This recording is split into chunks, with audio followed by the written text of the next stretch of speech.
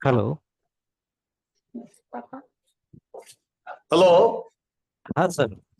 Sir, नमस्कार। नमस्कार sir. मैं जुड़ गया हूँ क्या आपसे? हाँ सर। चलिए, ग्रेट। ये दीक्षा और हिमानी मैम ज्वाइन कर रहे हैं थोड़ी दीक्षा और देर में। हिमानी मैम ना, आप सभी को नमस्कार। नहीं, वो अभी ज्वाइन नहीं किए हैं। थोड़ी अच्छा अच्छा, देर में कर नो देंगे। Problem, no problem. Okay sir. ये वीडियो का चालू हो हाँ, मैं वही देखती हूँ। रहा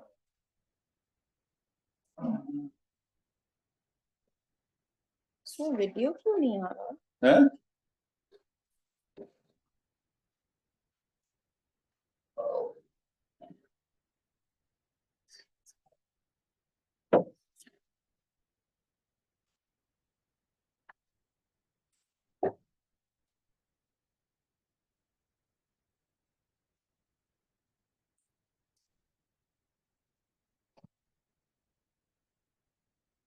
वीडियो का ऑप्शन ही नहीं आ रहा। वापस से एग्जिट करके करूँ? पूछो इनसे।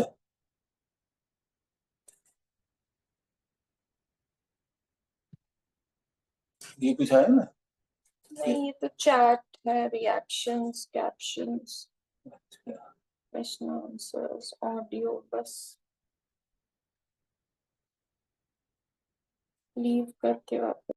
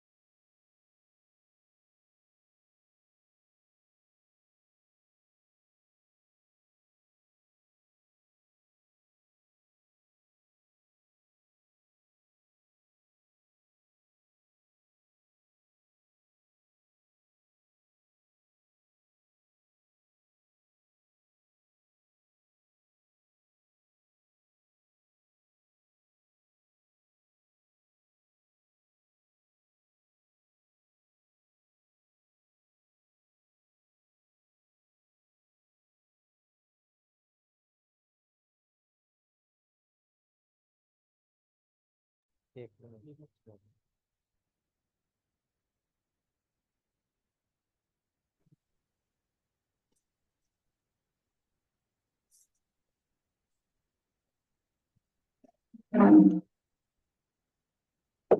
यही आ रहा है। हम्म। वो लेकर आऊँ नायरा का वो स्टैंड? हाँ लाओ ना, तो वो थोड़ा बहुत हो जाए। The host would like to promote you to be a panelist.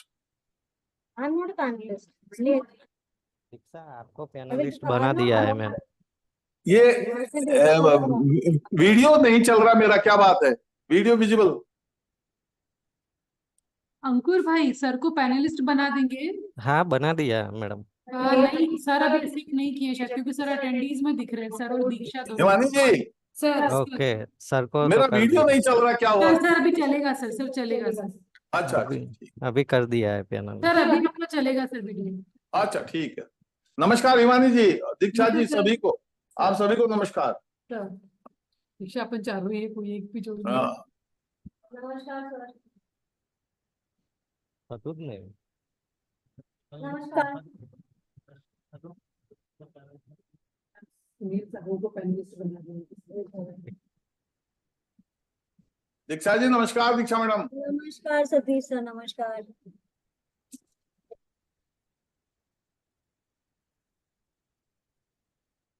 तो पैनलिस्ट हुई तो उसने बनाया ना पैनलिस्ट, अभी दिख रहा है तो कैटेगरीज में दिख रहा है, इसलिए बोल रही हूँ। But I can, that's why.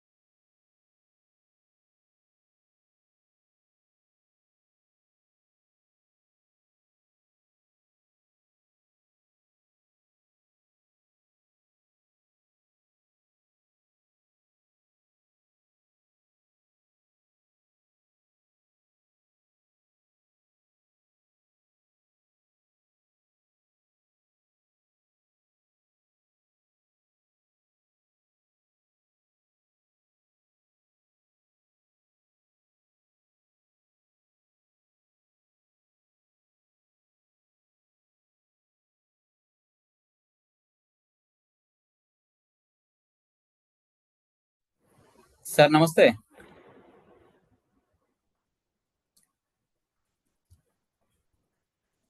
Sir मेरा आवाज आ रहा है?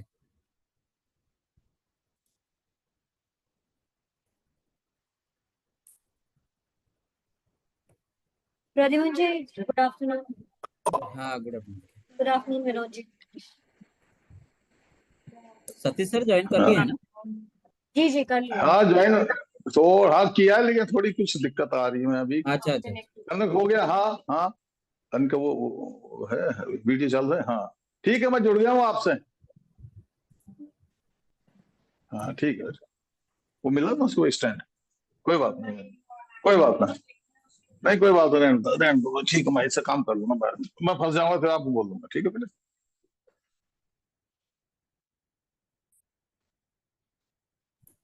कैसे हैं सर? एकदम बढ़िया, आप कैसे हैं सर? मैं बढ़िया बढ़िया सर। ग्रेट ग्रेट बहुत बढ़िया। हाँ, कुछ जैसे रेंज वगैरह क्लास। हुई या नहीं?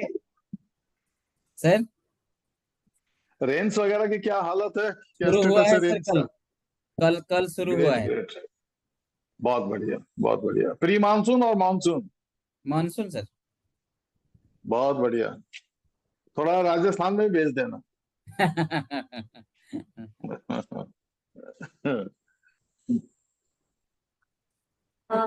जितने भी पैनलिस्ट हैं, प्रद्युमन जी, विनोद जी, सतीश सर, आप लोगों को क्लियरली आवाज आ रही है? हाँ आ रही है मैम। और आप दूसरों का भी ऑडियो क्लियरली सुन पा रहे हैं? हाँ आपकी, आप बोल रही हैं, आपकी आवाज ठीक, बहुत अच्छी आ रही है, आ रही है। Thank you sir. जी ठीक जी है, जी। तो बस शुरू करते हैं धीरे धीरे। मेरे ख्याल से people have started joining in this, so we start in it.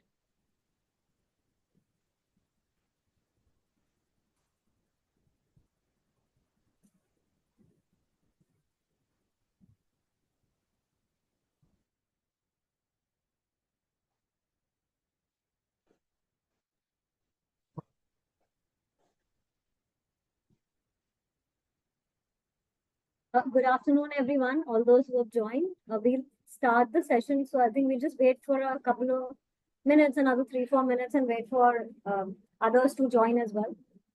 So we'll begin the session in another 3-4 minutes.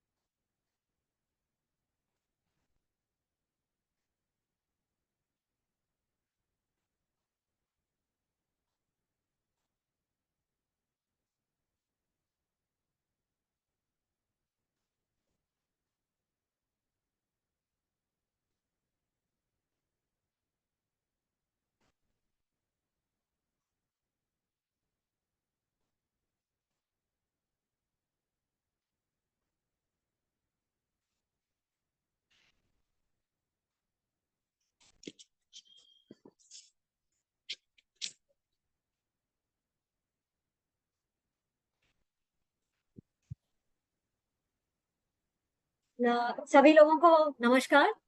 और नमस्कार मैम। आज हमारे साथ ये रीवेजिटेशन प्रैक्टिसेस के रीवेजिटेशन डिस्कशन फोरम के दूसरे सत्र में हमारे साथ जुड़ने के लिए बहुत बहुत धन्यवाद और आप लोगों का सभी का बहुत स्वागत है। थोड़ा सा अगर इसके बारे में थोड़ा सा ये कॉन्टेक्स्ट सेट करें तो हमने ये रीवेजिटेशन प्रैक्टिसेस की पहल 5 जून से शुरुआत करी थी पर्यावरण दिवस के साथ, जहाँ पे हमने एक वेबिनार रखा था रीवेजिटेशन प्रैक्टिसेस के ऊपर, जहाँ पे इसकी विधि प्रक्रियाओं पर चर्चा रही थी, कॉन्सेप्ट्स पर डिटेल में काफी चर्चा हुई थी। और साथ ही हमने एक ट्रेनिंग वीडियो सीरीज भी लॉन्च की थी, ताकि जो फील्ड में प्रैक्टिशनर हैं, जो लोग इन प्रैक्टिसेस पे काम कर रहे हैं, उनको सपोर्ट मिल सके और ये उनकी इस टॉपिक पर, इस मुद्दे पर और ज्यादा समझ बन सके। साथ ही ये वीडियोस पर और समझ को करने के लिए, बेहतर बनाने के लिए हमने वीकली ऑनलाइन सेशंस भी साथ में अनाउंस किए थे, जो कि ये डिस्कशन फोरम के रूप में आयोजित किए जा रहे हैं, जहाँ पे हर वेडनेसडे को 4 से 5:30 के बीच में हम लोग सब मिलेंगे और हमारे साथ एक्सपर्ट्स रहेंगे, जिनके साथ हमारे साथ सतीश सर हैं आज, तो हमारे साथ इसी तरह से अलग अलग एक्सपर्ट्स रहेंगे, जिन्होंने इन पे जो हमारे साथ इन पे चर्चा करेंगे और इन मुद्दों पर और हमारी समझ को बेहतर करेंगे। तो इसी के साथ मैं हमारा आज का जो सेशन शुरू करते हैं। आज का सेशन शुरू करने के लिए मैं मेरी कलीग हिमानी को इनवाइट करती हूँ, और जो हमारे को कुछ बेसिक रीवेजिटेशन प्रैक्टिसेस शुरू करने के पहले कुछ बेसिक प्रिंसिपल्स का जिनका ध्यान रखना चाहिए, उन के बारे में हमारे से बात करेंगे। Thank you. Himani, over to you.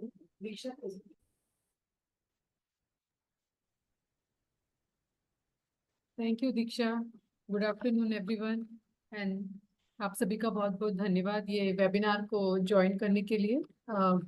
हम लोग आशा करते हैं कि ये सेशंस आपके लिए काफ़ी यूज़फुल रहे होंगे और काफ़ी मदद करेंगे आपका इस सत्र का, जब भी हम रिवेजिटेशन प्रैक्टिसेस और रिजनरेशन प्लानिंग में बेसिकली ये सेशंस काफ़ी हेल्पफुल रहेंगे। और जैसा दीक्षा ने भी बताया कि रिवेजिटेशन जब भी हम लोग करते हैं तो हमको रिस्टोरेशंस के प्रिंसिपल्स के बारे में जानकारी होना बहुत ज़रूरी है। ये जो लोग पहले वाला सेशन ज्वाइन किए थे उनके लिए रिपीटेटिव भी हो सकते हैं, बट ये काफ़ी इम्पॉर्टेंट है रिवेजिटेशन प्रैक्टिसेस और रिवेजिटेशंस के डिफरेंट कंपोनेंट को समझने के लिए, क्योंकि देखा जाए तो Diksha, could you please share? So planting activity जो है वो कभी भी आइसोलेशन में नहीं होती है, एंड रिवेजिटेशन मेजर्स जब भी हम लोग प्लान करते हैं तो इफेक्टिव प्लानिंग के लिए हमें ओवरऑल लैंडस्केप को और इकोलॉजी को समझना बहुत ज़रूरी होता है। और जब हम लैंडस्केप का बात करें तो ये लैंडस्केप बेसिकली एक रिवर का कैचमेंट भी हो सकता है या एक हिल रेंज हो सकता है। सो प्लॉट स्पेसिफिक इंटरवेंशन ना पे फोकस करके हमको पूरा लैंडस्केप को समझना चाहिए। ये दीक्षा। एंड लैंडस्केप को समझने के बाद हमको बेसिकली लैंडस्केप में रह रहे लोगों की जानकारी और वो भी होना बहुत ज़रूरी है कि उनकी क्या नीड्स हैं, वो रिवेजिटेशन को किस तरह से देखते हैं। कम्युनिटीज़ को बेसिकली एक प्लेटफॉर्म प्रोवाइड करना हम बहुत ज़रूरी है, जहाँ पे वो अपने कंसर्न को शेयर कर सके, वो अपनी प्रॉब्लम को शेयर कर सके, आपस में बात करके अपने सवालों के जवाब ढूंढ सके। सो ये रिवेजिटेशन का एक बहुत महत्वपूर्ण हिस्सा है। तो रिवेजिटेशन और जब हम लोग लैंडस्केप पे प्लानिंग करते हैं तो हमें लोगों को कभी नहीं भूलना चाहिए। यहाँ पे बेसिकली जैसे हम लोग बात करें कि गांव में सपोज एक 40 हेक्टेयर का चारागाह है, जिसपे गांव के जो पशु हैं वो चरने के लिए जाते हैं। और तो जब भी हम लोग उस डिग्रेडेड पेज को देखते हैं और अगर देखते हैं कि पूरे के पूरे 40 हेक्टेयर के पेज को हम रिस्टोर करने के लिए अगर एक साथ प्लानिंग कर लेते हैं, तो ये भी सोचना बहुत ज़रूरी है कि जो गांव के सारे पशु हैं वो चरने के लिए कहाँ जाएंगे। तो जब भी हम लोग रिवेजिटेशन मेजर्स प्लान करें या रिस्टोरेशन मेजर्स प्लान करें, हमको लोकल नीड को बेसिकली प्रायोरिटाइज करना चाहिए। और रिवेजिटेशन मेजर्स हमको फेजेस में प्लान करना चाहिए। सो इसी तरह नेक्स्ट, सो लैंडस्केप को समझने के बाद, लोगों को समझने के बाद, वहाँ का लोकल इकोलॉजिकल सिस्टम समझना बहुत ज़रूरी है। ये भी हमको देखना चाहिए कि जब हमने लोगों को समझ लिया, इकोसिस्टम को समझ लिया, तो जिस इकोसिस्टम को हमें रिस्टोर करना है उस पे फोकस करना चाहिए। तो जो काम शुरू करने से पहले हमें वहाँ का इकोलॉजिकल सक्सेशन ट्रेंड्स को देखना चाहिए कि यहाँ का कौन सा फॉरेस्ट टाइप है, यहाँ क्या डोमिनेंट स्पीशीज है, कौन कौन से पेड़ यहाँ पे मिलते हैं, कौन कौन से जानवर यहाँ पे मिलते हैं, यहाँ की मिट्टी कैसी है, यहाँ का पानी कैसा है, कौन सी स्पीशीज यहाँ मिलती है, कौन सी स्पीशीज है जो पहले यहाँ मिलती थी अब नहीं मिलती है, तो उसके क्या कारण रहे हैं, उसके अकॉर्डिंग हमें रिस्टोरेशन की प्लानिंग करना चाहिए। एंड लैंडस्केप को समझने के बाद, लोगों को समझने के बाद, इकोसिस्टम को समझने के बाद हमें लोगों के साथ मिलकर वहाँ पे प्लानिंग, वहाँ का रिवेजिटेशन और रिजनरेशन प्लान बनाना चाहिए। रिवेजिटेशन के काफ़ी सारे मेथड्स हैं। सो हमें रिवेजिटेशन की प्लानिंग करते समय फोकस करना चाहिए कि कैसे हम असिस्टेड नेचुरल रिजनरेशन को फर्स्ट प्रायोरिटी दें, क्योंकि ये कॉस्ट इफेक्टिव मेथड है जो कि लेस डिग्रेडेड लैंड पर काफ़ी अच्छे रिजल्ट्स देता है। तो जब भी हम किसी भी एरिया को रिस्टोर करें, हमें सबसे पहले वहाँ की बायोफिजिकल फैक्टर्स को ध्यान में रखना चाहिए कि वहाँ का टेरेन कैसा है, वहाँ की कौन सी स्पीशीज पहाड़ पे के टॉप पे उगती है, कौन सी स्पीशीज है जो कि पहाड़ में नीचे की तरफ उगती है, कौन सी स्पीशीज की पानी की आवश्यकता ज़्यादा है, कौन सी स्पीशीज की पानी की आवश्यकता कम है। तो उसके हिसाब से हमें स्पीशीज का सिलेक्शन पे ध्यान रखना चाहिए, क्योंकि अगर स्पीशीज का सिलेक्शन अगर अच्छा होता है तो रिवेजिटेशन के हमें बेहतर परिणाम देखने को मिलते हैं। इसी के लिए हम जब फील्ड में ये एक्सरसाइज करते हैं तो हम मैनुअल जीआईएस का यूज करते हैं। तो ये हमें बेसिकली गाइड करता है कि कौन सी स्पीशीज को, राइट स्पीशीज को जब राइट प्लेस पे लगाते हैं तो किस तरह रिवेजिटेशन के बेटर रिजल्ट्स देखने को हमको मिलते हैं। सो स्पीशीज सिलेक्शन करते समय हमें वहाँ पे लोगों के साथ बात करना चाहिए। नेक्स्ट, लोगों के साथ बात करना चाहिए कि वो एरिया कैसा है, कौन सी स्पीशीज, लोगों का एक्सपीरियंस कैसा रहा है, कौन सी स्पीशीज को कहाँ लगाना चाहिए, जिससे based on the past experience तो उसके बेहतर परिणाम देखने को मिलते हैं। जो अभी आप स्क्रीन पे अपनी देख रहे हैं, ये मैनुअल जीआईएस का एक विजुअल रिप्रेजेंटेशन है, जो कि हमको वो एरिया जिसको हम रिस्टोर करना चाह रहे हैं या जिसको हम और रिवेजिटेट करना चाह रहे हैं, वहाँ का टेरेन कैसा है, वहाँ की मिट्टी कैसी है, वहाँ की टोपोग्राफी कैसी है, ये समझने में मैनुअल जीआईएस हमारी मदद करता है और हमको गाइड करता है। इससे हम वहाँ के बेसिकली एग्जिस्टिंग रूट स्टॉक का भी पता लगा सकते हैं कि वहाँ पे ऑलरेडी कितने तरह के पेड़ पौधे हैं, कितने पेड़ हैं, कितने पेड़ और लगाने की ज़रूरत है, वहाँ का लैंडस्केप कैसा है, उसके हिसाब से हमें स्पीशीज को लगाना चाहिए। और रिवेजिटेशन को ध्यान में, जब रिवेजिटेशन जब भी हम लोग करते हैं तो हमें रिस्टोरेशन करते समय सबसे पहले कुछ गोल्डन रूल्स का बहुत ध्यान में रखना चाहिए। जैसे कि हमारा फोकस होना चाहिए कि उस स्पीशीज या उस एरिया में जो भी एग्जिस्टिंग वेजिटेशन है उसे हम कैसे प्रोटेक्ट करें। कुछ साइट्स होती है जहाँ पे नेचुरल रूट स्टॉक काफी अच्छा होता है, जो भी हमने आगे बात कही, जैसे मैनुअल जीआईएस इसमें हमारी हेल्प करता है समझने के लिए। सो वहाँ रिवेजिटेशन की जरूरत है भी या नहीं है, या उस साइट को केवल प्रोटेक्ट कर देने से ही नेचुरल रूट स्टॉक अच्छे से रिजनरेट होगा और अच्छे अच्छे हमको परिणाम मिलेंगे और मे बी वहाँ पे रिवेजिटेशन का जरूरत ना भी पड़े। सो ये सब चीज़ों को ध्यान में रखते हुए हमें वहाँ पे रिस्टोरेशन प्लान करना चाहिए। कुछ साइट्स पे कुछ साइट्स जैसे हमने बताया कि जहाँ पे रूट स्टॉक अच्छा होता है, वहाँ पे अगर नेचुरल रूट स्टॉक को अगर ट्रैम्पलिंग से बचाया जाए, सो उसी पे भी जोड़ देने से वहाँ पे रिवेजिटेशन के बेहतर परिणाम हमें मिल सकते हैं। कई बार यदि हम रिस्टोरेशन प्लांटिंग या सीडिंग से कर रहे हैं तो हमको सीड मतलब प्लांटिंग के अपेक्षा हमको सीडिंग पे भी फोकस करना चाहिए, क्योंकि सीडिंग एक कॉस्ट इफेक्टिव मेथड है जिससे कि हम रिवेजिटेशन में एक कॉस्ट इफेक्टिव तरीके से वहां पर रिवेजिटेशन कर सकते हैं। नेक्स्ट, अगर हम जब हम रिस्टोरेशन प्लान करते हैं तो हमको बहुत ज़्यादा हमारा स्पेसिंग पे जोर देना चाहिए कि वहाँ पे वहाँ पे प्लांटिंग करके या वहाँ का उसकी सिस्टम को रिस्टोर करके वो लैंड यूज को तो चेंज नहीं कर रहे हैं। सपोज अगर हम ग्रेजिंग लैंड में प्लांटिंग कर रहे हैं तो वहाँ पे जो स्पेसिंग होना चाहिए वो थोड़ा ब्रॉडर स्पेसिंग होना चाहिए, स्पेसिंग बहुत थोड़ा ज्यादा होना चाहिए। जबकि अगर हम जंगल में या फिर फॉरेस्ट में प्लांटिंग कर रहे हैं तो वहाँ पे स्पेसिंग थोड़ा कम हो सकता है। और इसके साथ ही अगर जब भी हम लोग प्लांटिंग करें या सीडिंग करें या कटिंग के थ्रू उस एरिया को रिवेजिटेट करना चाहते हैं तो करेक्ट टाइम पे करेक्ट मेथड से और वहाँ की जो लोकल स्पीशीज का चयन करके अगर हम प्लांटिंग और उस एरिया को रिस्टोर करते हैं तो हमें इसके बेहतर परिणाम देखने को मिलते हैं। सो ये हम बेसिक प्रिंसिपल्स के बारे में और जब भी हम लोग ये हमने बेसिक प्रिंसिपल्स के बारे में चर्चा की, रिवेजिटेशन के और रिस्टोरेशन के बेसिक प्रिंसिपल के बारे में चर्चा की। इसी के साथ साथ हमें बेसिकली ये भी ध्यान रखना चाहिए कि जब रिवेजिटेशन हम लोग करें सो वो केवल वो पैच को ध्यान में रखते हुए ना करें कि हमें ये 20 हेक्टेयर का पैच या फिर 10 हेक्टेयर का पैच को रिस्टोर करना है। हमें लैंडस्केप लेवल पे देख के प्लानिंग करनी चाहिए और देन रिस्टोरेशन हमको फेज वाइज मैनर में करने से अच्छे परिणाम देखने को मिलते हैं।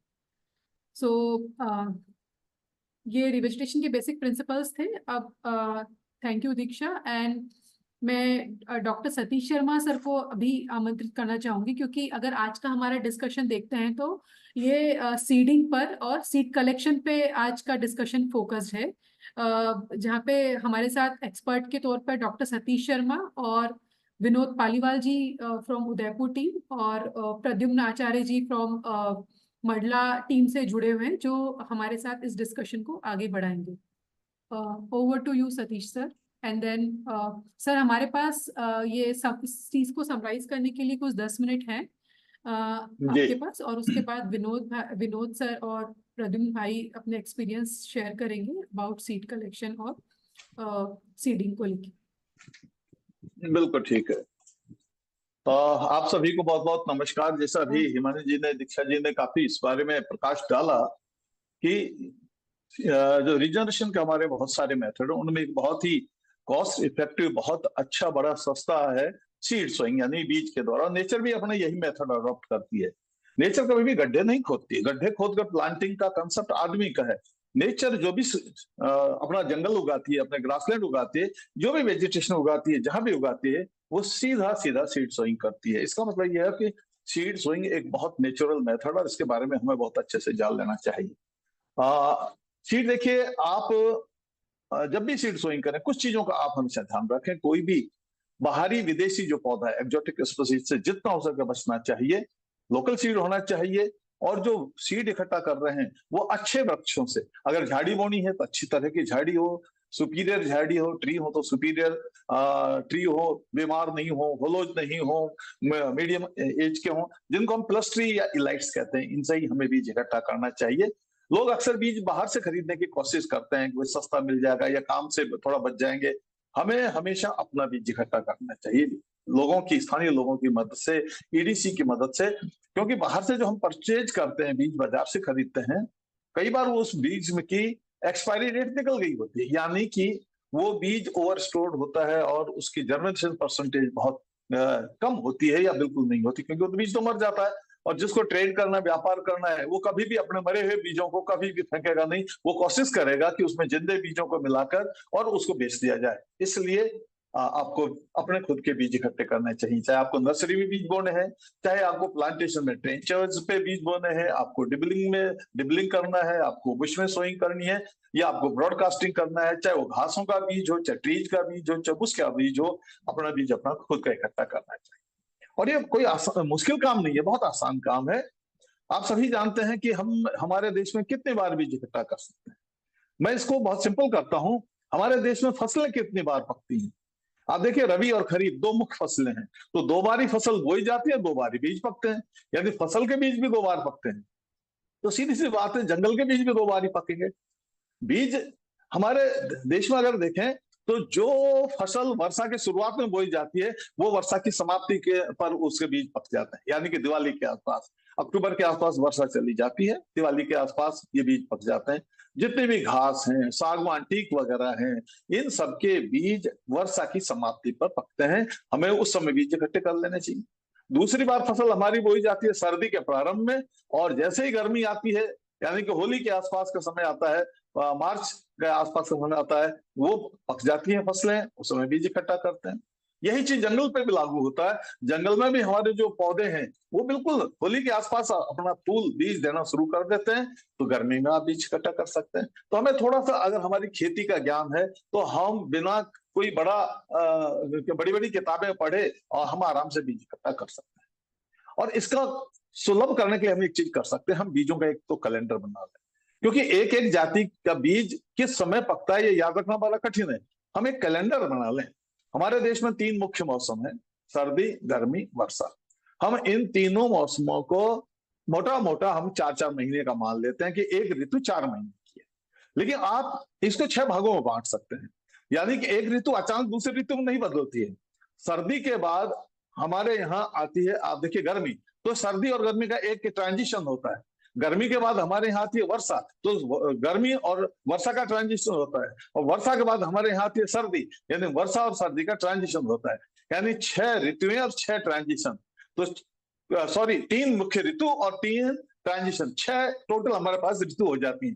तो 6 का मतलब यह कि अगर 2-2 महीने के हम स्लॉट बना लें तो 2 महीने सर्दी, 2 महीने बाद सर्दी का ट्रांजिशन, फिर आगे आपकी गर्मी, फिर गर्मी का ट्रांजिशन, फिर वर्षा, 2 ऋतु 2 महीने की, और वर्षा का ट्रांजिशन। इस तरह 2-2 महीने में हम नेचर में पहुंचते रहें और जो भी बीज मिले उनको हम इकट्ठा करते रहें। बीज हम कैलेंडर में बना सकते हैं। फाउंडेशन फॉर इकोलॉजिकल सिक्योरिटी ने एक बहुत अच्छा कैलेंडर नेशनल सिनेरियो में एक डेवलप किया है, जिसमें बीज का, पौधे का एक कलर फोटो दिया गया है और किस महीने में वो बीज कहाँ आपको मिलेगा, ये सारी चीजें, यहाँ तक कि बीज के भी चित्र दिए गए हैं। तो ऐसे जो कैलेंडर हैं ये अपने आप में बीजों के इकट्ठा करने का बहुत बेहतरीन टाइम टेबल है। इनको हमें उपयोग करना चाहिए, अपने पास रख लेना चाहिए, अपने ऑफिस में डिस्प्ले कर लेना चाहिए। अभी इसको हिंदी और इंग्लिश में बना है, आप आपकी उसकी लोकल भाषा में भी इसको कन्वर्ट कर सकते हैं। इस तरह आप सही समय पर बीज इकट्ठा कर सकते हैं। बीज मुख्य रूप से 2 तरह के हैं, एक सूखे बीज, एक गीले बीज। सूखे बीजों को ऑर्थोडॉक्स सीड भी कहते हैं और गीले बीजों को रिकैल्सिट्रेंट सीड भी कहते हैं। हमारे जो भी बीज उगते हैं हमारे देश में वो ज्यादातर वर्षा ऋतु में उगते हैं। तो वर्षा ऋतु से बहुत पहले जो बीज तैयार होते हैं, जैसे दिवाली के आसपास बीज पक रहे हैं, तो इस समय मानसून 7-8 महीने दूर है, तो ये मानसून से बहुत पहले जो बीज तैयार होते हैं ये नेचर सब सूखे बीज तैयार करती है। आप देखिए, जिसमें सारी अकेसियाज हैं, केसियाज हैं, बेर है, सागवान है, इमली है, कचनार, बीजाकार, मेहंदी, घास, बांस, बैक, आंवला, हवन, जितने भी फाइकस जातियां हैं, ये सब सूखे बीज हैं, यानी इनके बीजों में नमी बहुत कम रहती है। इन बीजों को आप ड्राई कंडीशन में स्टोर कर सकते हैं। नेचर इनको आमतौर पर डोरमेंट बना देती है ताकि वर्षा से पहले कहीं उग नहीं जाए। और जितने भी ड्राई सीड हैं इनको आप सीधे ही बो सकते हैं, साथ ही आप इनकी सीड बॉल भी बना सकते हैं। लेकिन जो हम वर्षा के नजदीक चले जाते हैं, तो जो फरवरी, मार्च में या अप्रैल में जो बीज पैदा होते हैं, इनमें 3-4 महीने में ही उगने लायक हो जाते हैं, ये भी ड्राई सीड होते हैं। लेकिन जो बीज बिल्कुल वर्षा के पास, 1 महीना वर्षा से पहले या लगभग वर्षा में पैदा होते हैं, ये सब वेट सीड होता है, क्योंकि इनमें 25 से 27% नमी होती है।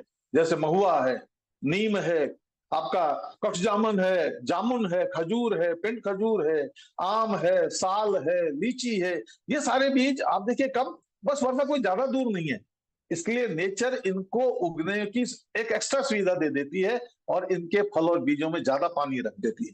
तो इन बीजों को हमें सुखाना भी नहीं चाहिए, ना इन बीजों की सीड बॉल बनेगी, ये साइज में भी बड़े होते हैं। इन बीजों को हमको सीधा ही नेचर में बोना होता है। ध्यान रहे, ये जो बीज है इनको 2 तरह से बोया जाता है। सूखे बीजों को सीधे ही, या सूखे बीज की जो बॉल है उस बॉल को आप मानसून शुरू होने से पहले 1 से 2 वीक पहले बो सकते हैं, ड्राई रेत में बो सकते हैं। लेकिन जो वेट सीड है उनको आपको ड्राई रेत में नहीं बोना है, क्योंकि ड्राई में अगर हम बोएंगे तो ये बीज सूख जाएंगे तो डिहाइड्रेट हो जाएंगे, इनके पानी की कमी हो जाएगी और पानी की कमी होने से मर जाएंगे। इसलिए इन बीजों को स्टोर रखें और इन बीजों को वर्षा शुरू होने के बाद जब थोड़ी सी मिट्टी गीली हो जाए तब इन बीजों को बोना चाहिए। इसलिए दोनों बीजों का बोने का तरीका अलग अलग है। अगर आप सीड को ड्राई सीड को बो रहे हैं, आप लाइन में बो सकते हैं, डिबलिंग कर सकते हैं, झाड़ी में बो सकते हैं, चट्टानों के क्रैक्स जो क्रिविसेज हैं उनमें डाल सकते हैं।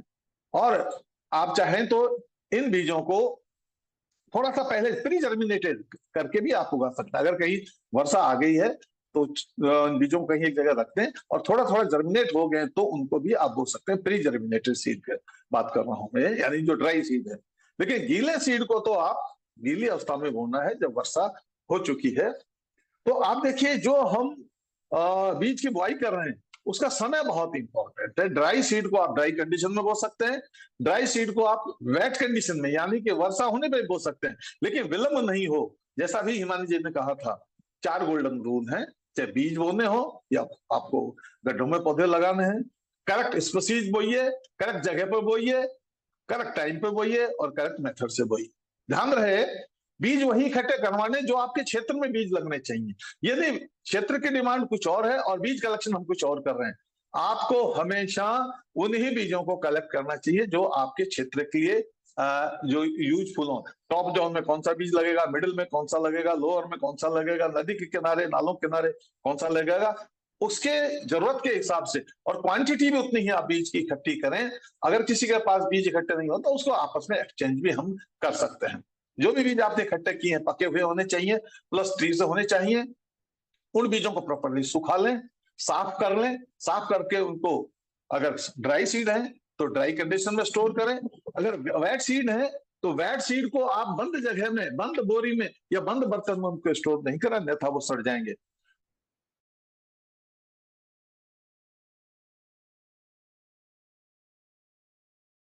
आप अपने बीजों को स्टोर करें, अपने बीजों को यूज करें। इन बीजों को उपयुक्त जो भी जगह वहां इन बीजों को बोना है। इन बीजों को ट्रेंच पे बो सकते हैं, ट्रेंच पे एक लाइन में बो सकते हैं, छोटे छोटे गड्ढे करके डिबलिंग कर सकते हैं। गड्ढों के बीच में खाली जगह वहां आप छोटी सी मिट्टी को नरम कर दें और नरम मिट्टी में बीज या सीड बॉल को आप डाल दें। आप झाड़ी में एक सीड आपका ड्रिलर आता है, एक पाइप होता है, होलो पाइप, उसका आगे चाकू होता है, उससे मिट्टी को थोड़ा सा नरम करके ऊपर एक फनल से बीज 2-3 बीज नीचे डाल दें और नीचे उन बीजों को डाल के फिर से मिट्टी के नीचे दबा दें। बीज बहुत गहराई में नहीं बोना है, बीज को आप कम गहराई बोए, जितना बीज मोटा है उतनी गहराई तक उस बीज को बो सकते हैं। अगर ऐसी जगह जहां हम पहुंच नहीं सकते तो बीज को कैटापुल्ट, यानी कि आप जैसे रबड़ का एक छोटा सा उपकरण होता है कैटापुल्ट जिसको कहते हैं, कैटापुल्ट से भी आप बीज को इनएक्सेसिबल जगह पर भेज सकते हैं। तो इस तरह आप बीज को बो दीजिए और ये बीज समय के साथ ये उगाएंगे। तो इस तरह आप सही ढंग से बीजों को बोएंगे तो ये बीज बहुत अच्छा रिजल्ट देते हैं। थोड़ा ध्यान रखिए, थोड़ा सा ज्यादा बीज बोइए, क्योंकि कई बार ओवर सीडिंग करने से कई बार बीज उगते भी नहीं है, कई बार बीज मर भी जाते हैं। ध्यान रहे, मैं एक बार पुनः याद दिला दूं, जिंदा बीज बोना चाहिए। इसलिए बीज बुआई से पहले एक बार सीड टेस्टिंग भी कर लें, बीज जिंदा है या बीज जिंदा नहीं है। तो बीज आपका जिंदा हो, सही मात्रा में बोया जाए और बोने के बाद में कुछ प्रक्रियाएं जरूर करें। हो सके अगर बजट अलाउ करता है तो वीडिंग भी करें।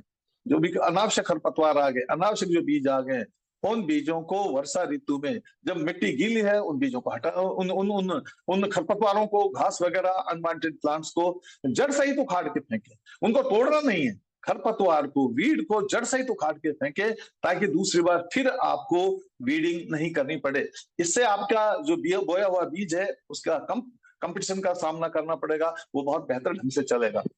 अगर मिट्टी कठोर हो रही है, वर्षा की कमी होगी, तो हल्का हल्का मिट्टी को नरम भी कर दें उगे हुए बीजों के आसपास। तो इससे मॉइस्चर का कंजर्वेशन होगा और जो भी धरती में, मिट्टी में पानी है वो आपके पौधों को मिलेगा। वीड कंट्रोल बहुत जरूरी है। बहुत सारे वीड हमारे जंगलों में मिलती है, प्रोस्टस जूलिफ्लोरा है, लैंटाना कामारा है, हिप्टिसुयोलेंस है, केसिया टोरा है, जितने भी वीड हैं इन वीड्स को फेजेज में हटाते रहना चाहिए। बेहतर यह होगा कि सीड सोइंग से 1 साल पहले हम इनको हटा दें ताकि ये जो अनावश्यक कंपटीशन हो रहा है उसको हम कर सकें, उसको हम हटा सकें।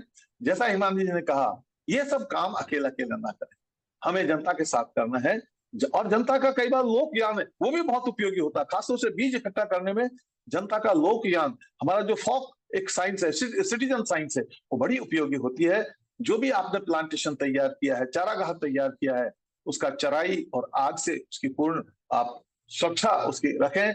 अगर हम इन छोटे छोटे उपायों का ध्यान रखेंगे तो चाहे आपने वृक्षों का और झाड़ियों के लिए आपने प्लांटेशन तैयार किया है या आपने घास का उगाकर चारागाह तैयार किया है, हमारे बहुत ही सफल होंगे, सस्ते भी होंगे, सर्वाइवल भी बेटर होगा। बहुत बहुत धन्यवाद। Thank you. बहुत धन्यवाद Satish sir, thank you process के बारे में शेयर करने के लिए। अब मैं विनोद जी से रिक्वेस्ट करूंगी कि विनोद जी राजस्थान से हैं एफईएस टीम से, और मैं आपसे रिक्वेस्ट करूंगी कि आप थोड़ा अपना जो आपका सीड कलेक्शन के साथ अभी तक के अनुभव रहे हैं वो हमारे साथ शेयर करें। शुक्रिया। Thank you Diksha ji. मैं सोच रहा था कि मैं कहाँ से शुरू करूं, लेकिन सतीश सर ने जो काफ़ी आवश्यकताओं से लेकर क्यों करना है, कौन सा बीज करना इकट्ठा है, कैसे करना है, और कहाँ करना है और कौन करेगा, वो सारे एस्पेक्ट सर ने अपने प्रेजेंटेशन में कवर किए। तो इसी कड़ी में मैं अपनी बात आगे जोड़ूंगा कि क्यों करना है और कैसे करना है, वो सर ने हमें बताया। और हमने हमारे क्षेत्र में गोगुंदा और उदयपुर में जाडोल में हमने समुदाय के साथ मिलकर ग्रास सीड और ट्री सीड कलेक्शन का काम पिछले 2 साल पहले हमने शुरू किया था। शुरुआती वर्ष में अराउंड 2500 किलो ट्री सीड और ग्रास सीड हमने इकट्ठा किया। वही पैरामीटर को ध्यान में रखते हुए जो सतीश सर ने अभी हमें बताए हैं कि स्थानीय प्रजातियों का चयन करते हुए उनके बीजों को कैसे हम लेकर आए और उनका कैसे इकट्ठा करें। साथ में देखें कि इस वर्ष हमने उसको आगे बढ़ाकर 350 एसएचजी मेंबर जो 25 पंचायतों से आते हैं उनके साथ मिलकर 8000 केजी से ज्यादा ट्री सीड और लोकल ग्रास सीड को हमने कलेक्ट किया। जो उद्देश्य जिसके साथ हम शुरू किए थे कि क्यों करना है, जब हम देखेंगे 2 साल में 3 टाइम ये बढ़ा है। और जिस तरह के जो इश्यूज थे कि चारागाह जमीनों में जो डिग्रेडेशन हो रहा है, बोल सकते हैं कि उसमें जिस तरह से खरपतवार या आक्रामक झाड़ियां बढ़ती जा रही हैं, उसका उपयोग जो है सस्टेनेबल तरीके से जो नहीं हो पा रहा है, और रीजनरेशन की प्रोसेस को कैसे बढ़ाएं, स्थानीय स्तर पे वो नॉलेज का भी अभाव अभी बढ़ा है। और साथ में जो अच्छी क्वालिटी का बीज कैसे मिले, स्थानीय प्रजाति को ध्यान में रखते हुए जो रीजनरेशन के कार्य को बढ़ाने में मदद कर सकता है उसको कैसे करें, और जो स्थानीय फैक्टर को ध्यान में रखते हुए हो, इन सब चीज़ों को ध्यान में रखते हुए हमने इस काम को आगे बढ़ाया था। और इसका जो अराउंड 8,500 केजी जो मैंने बोला है, और 800 हेक्टेयर से ज़्यादा जमीन पर रिवेजिटेशन में सपोर्ट हम इसको कर पाए। तो कलेक्शन की जो पूरी प्रोसेस है उसको आप फोटोज में भी देख पा रहे होंगे कि महिला बहनें जो हैं एसएचजी की किस तरह से ग्रास सीड कलेक्ट कर रही हैं, उसका वजन कर रही हैं, और एक टेंटेटिव रेट उसका जो कलेक्शन का उनको फिक्स करके दिया गया, जो स्थानीय फॉरेस्ट की जो बीएसआर रेट शेड्यूल रेट्स का है, उसके आधार पे वो रेट तय किया गया कि ग्रास सीड का और ट्री सीड का जो प्राइस है बीएसआर को ध्यान में रखते हुए उनको पेड किया जाएगा।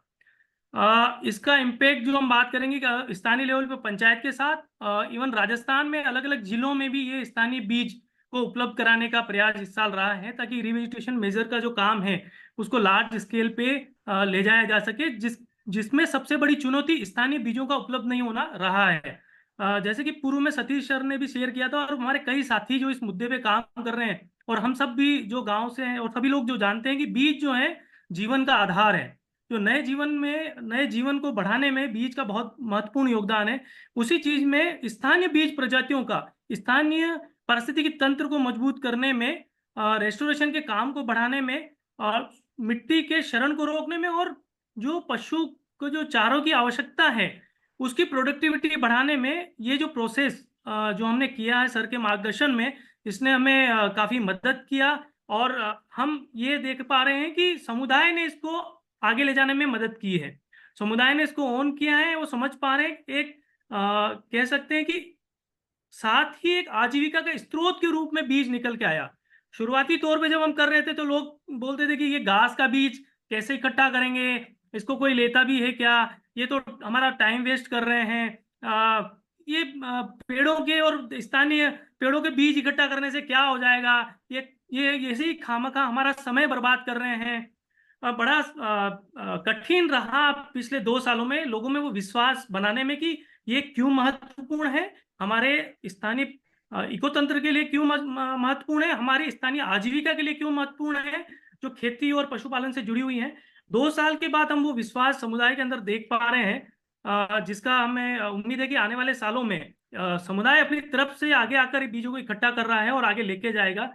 आपको मैं साथ में बताना चाहूंगा जो एकत्रित बीज हैं ये सिर्फ स्थानीय पंचायत और जो ग्राम समुदाय हैं इसको उपयोग नहीं ले रहे हैं, अदर पार्टनर्स में जिसमें फॉरेस्ट डिपार्टमेंट खुद समुदाय के जो सदस्य इकट्ठा कर रहे हैं उनसे संपर्क करके वो बीज ले रहा है। साथ में अन्य संस्थाएं जो रेस्टोरेशन रिवेजिटेशन का काम कर रही हैं क्षेत्र में, वो भी स्थानीय सदस्यों से जो एकत्रित करने वाले बीज एकत्रित करने वाले लोग हैं उनसे संपर्क करके वो बीज अपने यहाँ पर ले रहे हैं और जो दाम समुदाय तय कर रहा है उस दाम पे वो खरीद रहे हैं, ताकि रिवेजिटेशन मेजर का जो मुहिम है इसको बड़े स्केल पे राजस्थान लेवल पे बढ़ाया जा सके। हमारे पड़ोस के राज्य गुजरात से भी समुदाय के लोगों ने बीज उपलब्ध कराया गुजरात टीम को भी।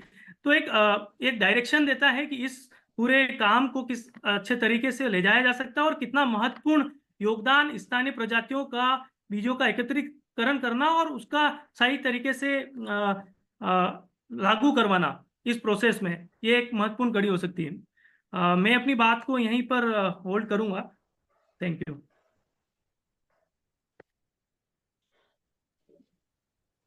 धन्यवाद विनोद जी। बहुत ही ज्यादा आपका ये एक्सपीरियंस भी बहुत इंस्पायरिंग रहा है हमारे लिए, बहुत प्रेरित किया है हमें भी, बाकी टीम्स को भी। शुक्रिया हमारे साथ शेयर करने के लिए एक्सपीरियंस। मैं सभी लोग जो प्रेजेंट हैं उनको रिक्वेस्ट करूंगी कि आप अपने क्वेश्चंस Q&A बॉक्स में या फिर चैट में प्लीज डालते रहिएगा। एक बार ये डिस्कशन खत्म होता है क्वेश्चंस को एक एक करके डिस्कशन में लेते रहेंगे। हमारे आज के थर्ड स्पीकर हमारे साथ जुड़े हैं प्रद्युमन आचार्य। प्रद्युमन जी हमारी MP टीम से हैं। मैं आपसे रिक्वेस्ट करती हूँ कि आप आए और प्लीज अपना एक्सपीरियंस हमारे साथ भी शेयर करें। Thank you. धन्यवाद दीक्षा। ये तो सतीश सर और विनोद बहुत सारे एस्पेक्ट्स कंप्लीट कर चुके हैं। मुझे लग रहा है कि मेरे पास जो इन्फॉर्मेशन होगा थोड़ा कम ही होगा और विनोद तो इतना बढ़िया बढ़िया स्लाइड लगाया है, चित्र लगाया है, फोटोग्राफ्स भी बहुत कुछ बोलता है। फिर भी जो हम मंडला में जैसे करते हैं और वो जो हमारा अनुभव है उसी को थोड़ा शेयर करना चाहूँगा कि जब सीड कलेक्शन का बात है या सीड सोइंग का बात है, 2-3 चीज़ को जरूर हम ध्यान में रखते हैं। सतीश सर भी बता रहे थे।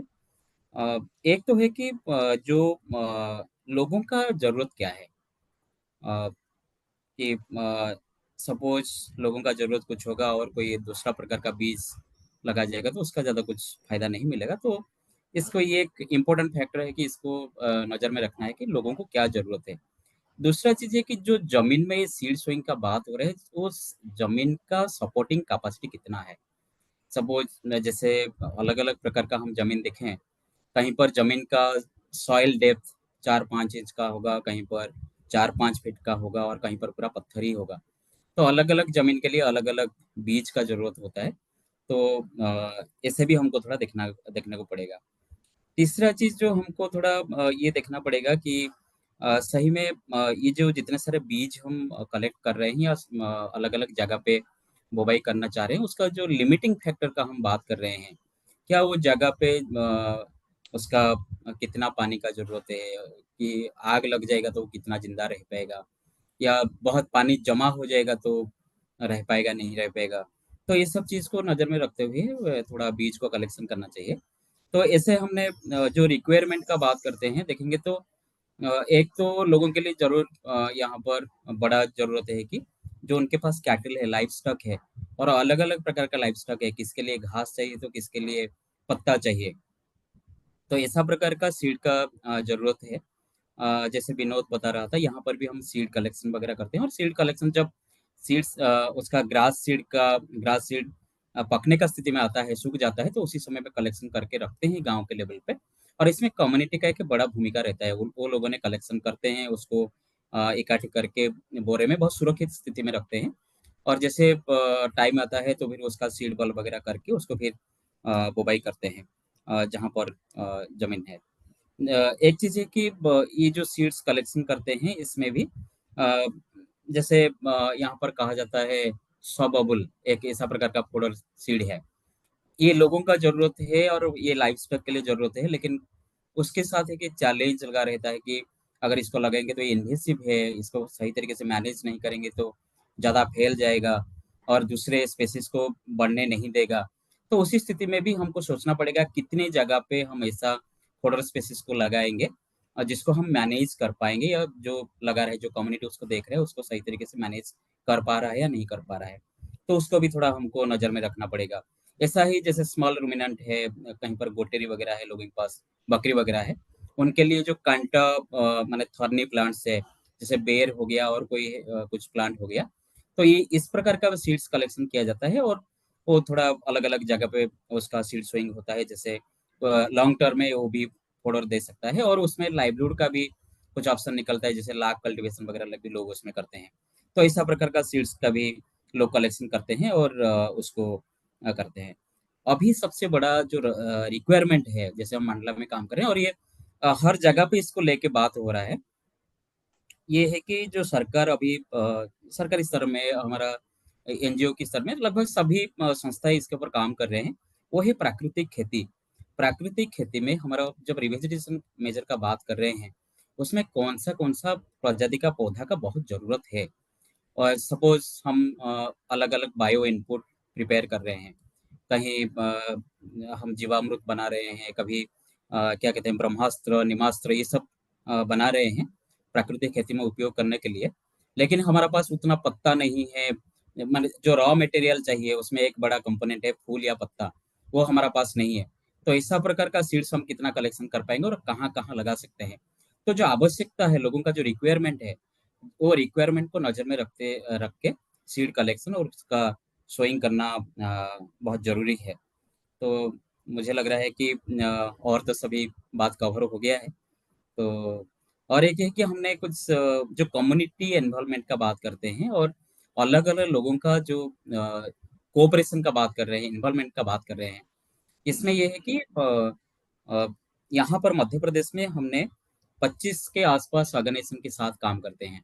हमारे यहाँ पर एक प्लेटफ़ॉर्म है जिसमें अलग-अलग संस्थाएँ जुड़े हुए हैं, हमारा साथ और सभी लोग भी ये सीड कलेक्शन और उसके ऊपर काम करते हैं। और इसमें सबसे बड़ा बात है कि जो नर्मदा नदी है यहाँ, नर्मदा नदी का कैचमेंट कंज़र्वेशन के लिए सभी लोग एक साथ में मिलके इसका कैचमेंट में जितना सारा एरिया है अ, अलग-अलग प्रकार का इनिशिएटिव लेते हैं। कहीं पर गैप फिलिंग प्लांटेशन होता है, गैप फिलिंग सीड सोइंग होता है और नेचुरल फार्मिंग को रिलेट करके भी प्लांटेशन और सीड सोइंग और लाइव स्टॉक को लेके भी उनका रिक्वायरमेंट के हिसाब से सीड सोइंग, ये सब चीज़ किया जाता है। पूरा फोकस मध्य प्रदेश में अभी है कि रिवर नर्मदा का कैचमेंट कंज़र्वेशन करना है और उसका तरीका अलग-अलग हो सकता है, वो सीड सोइंग हो सकता है, प्लांटेशन हो सकता है, वाइल्डिंग प्लांटेशन हो सकता है, जो भी।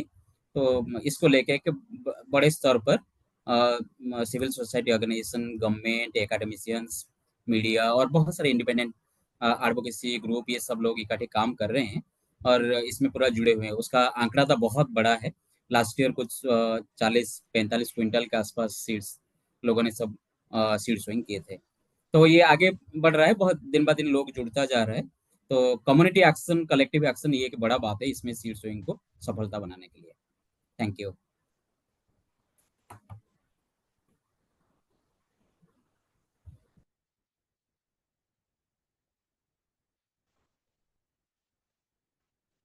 प्रद्युमन जी, आपका ये अनुभव शेयर कर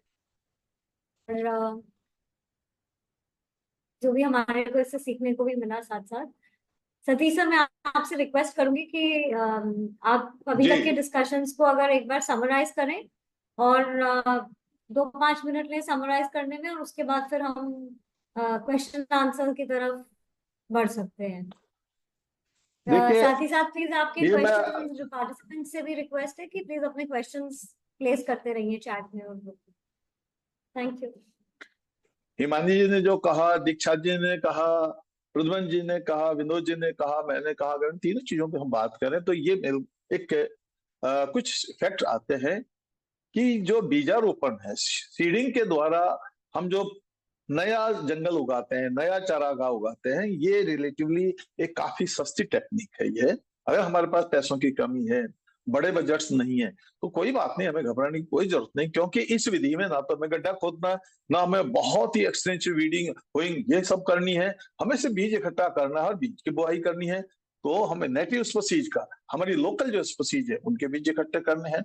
विदेशी प्रजातियों को बिल्कुल छोड़ देना है।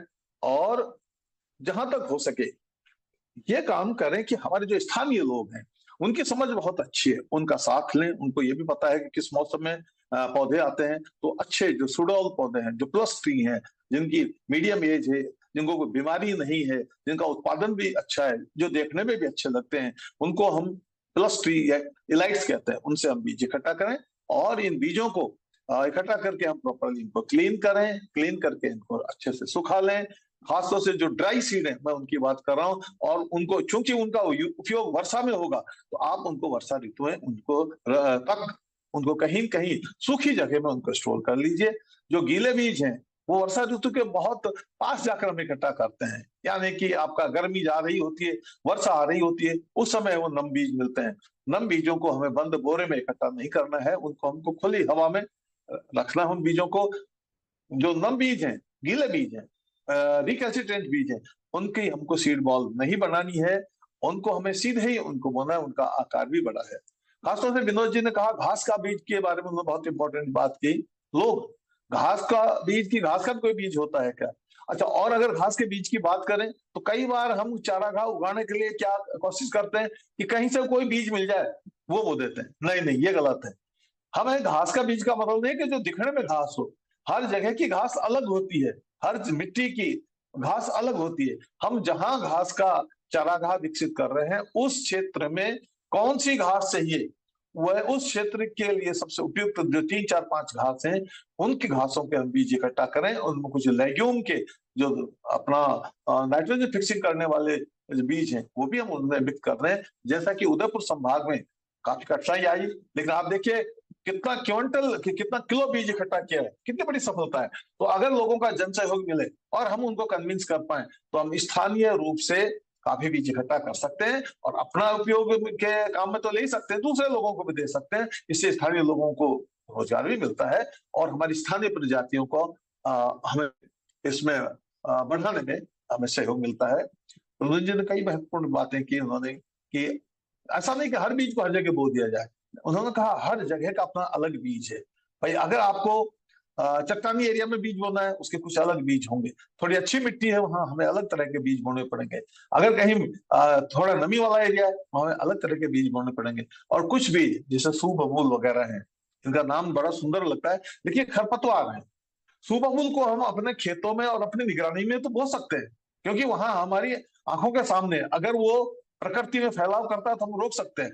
लेकिन हम जो विल्डरनेस है, यानी जो जंगली आवास है, जंगलों और जंगल जो चारागाह है, वहां पर ऐसी चीजों को बोने में हमें थोड़ी सतर्कता रखनी चाहिए। ना बोए तो ज्यादा अच्छा है, क्योंकि अगर ये फैल जाते हैं तो इनको नियंत्रित करना बहुत ही मुश्किल हो जाता है। अगर आप सीड वॉल बनाना चाहते हैं बीजों की, तो वर्षा के आने से, मानसून वर्षा के आने से लगभग 1 महीना पहले अपने जो बीज हैं उनकी सीड बॉल बना लें। अगर समतल एरिया है तो आप गोल सीड बॉल बना सकते हैं, और अगर पहाड़ी एरिया है, ढालू एरिया है, तो गोल अगर सीड बॉल बनाएंगे वो सब लुढ़क के नीचे आ जाएंगे। उनको थोड़ा सा दबाव देके, हथेलियों का दबाव देके, इडली जैसे या चप्पे आप उनको बना लें। बल्कि उनको किसी पत्थर पर कंडे की तरह, काउडंग की तरह उनको थोड़ा थेपड़ी जैसा बनाकर फ्लैट उनको करते हुए, जैसे हलवाई बर्फी काटता है, उस तरह उनकी आप बर्फी जैसी काटते हैं, तो हमें चपटी सीड बॉल मिल जाएंगी। इन चपटी सीड बॉल को आप समतल जगह भी उगा सकते हैं, आप पहाड़ी ढालू एरिया में भी उगा सकते हैं। जो भी चारागाह उगा रहे हैं, जो भी प्लांटेशन कर रहे हैं बीज के द्वारा, उसमें प्रॉपर सुरक्षा रखें। उगे हुए पौधों में अनावश्यक जो वीड है, वीड को हटा दें, उनके बीजों को ना फैलना दें। और नमी को रोकने के लिए आप गुड़ाई भी करें, होइंग भी करें, आग से भी सुरक्षा करें। अगर हम ये सब उपाय करते हैं तो कम खर्चे में अच्छे प्लांटेशन और अच्छे चारागाहों का हम विकास कर सकते हैं। धन्यवाद।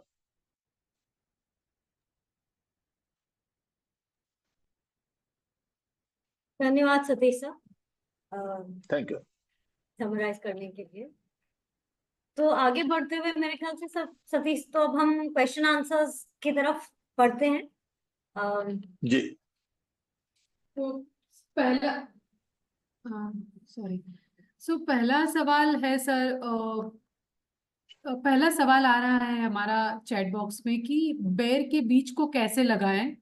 हमने पिछली बार भी बेर के बीज लगाए थे लेकिन वो उगे नहीं, सो उसके लिए क्या करें।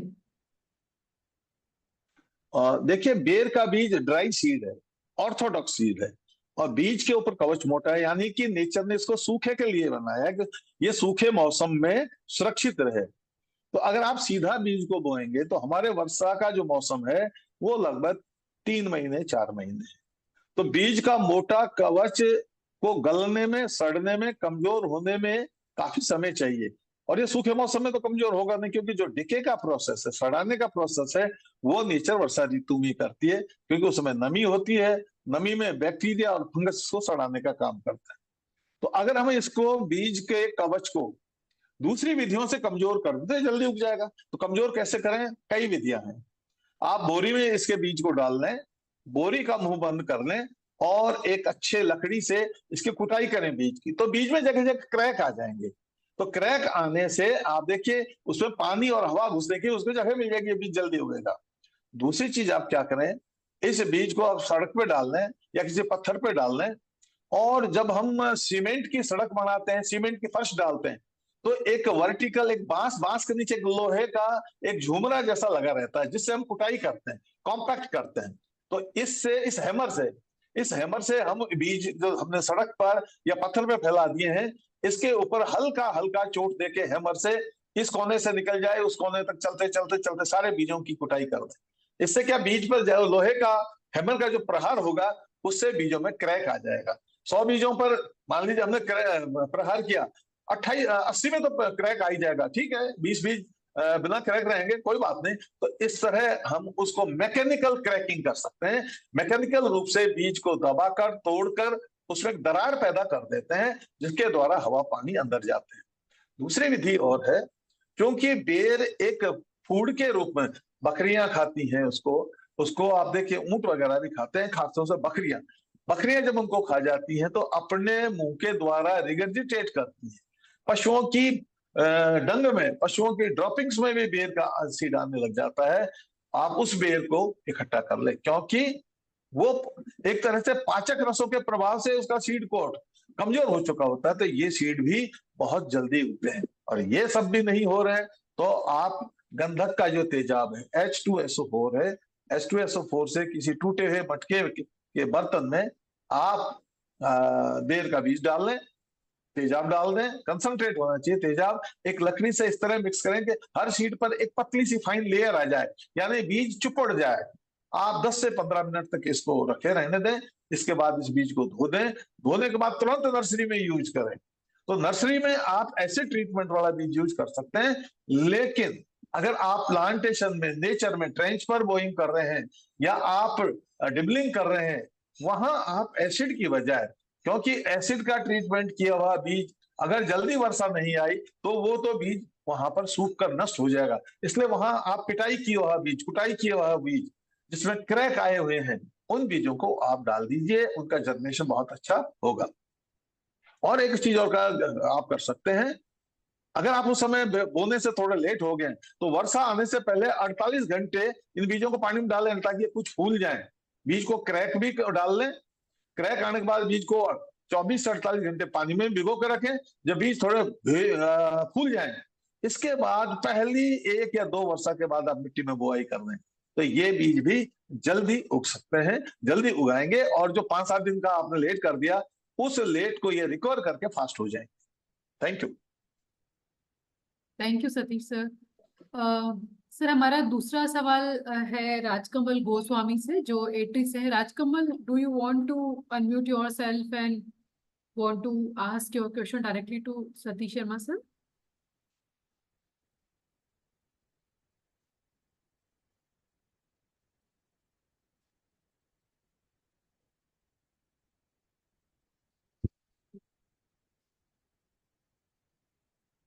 ओके सर, तो मैं सवाल पढ़ देती हूँ। ये राजकमल गोस्वामी जी जी की तरफ से है। डियर सर, आई हैव जी faced issues in collection of seeds.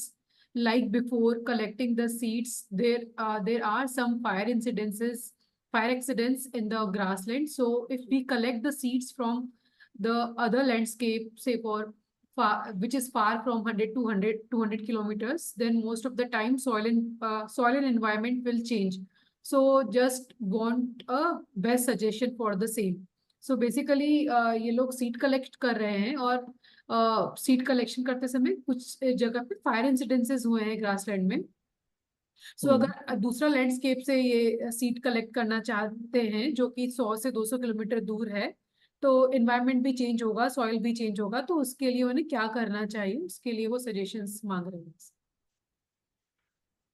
देखिए, अगर घास का बीज इकट्ठा करना है तो हमारी जो आग है वो ग्राउंड फायर है, बहुत ज्यादा देर के लिए एक जगह नहीं रहती, वो धीरे धीरे आगे सरकती रहती है, और घास के बीज काफी बीज बचे रहते हैं, सारे मरते नहीं।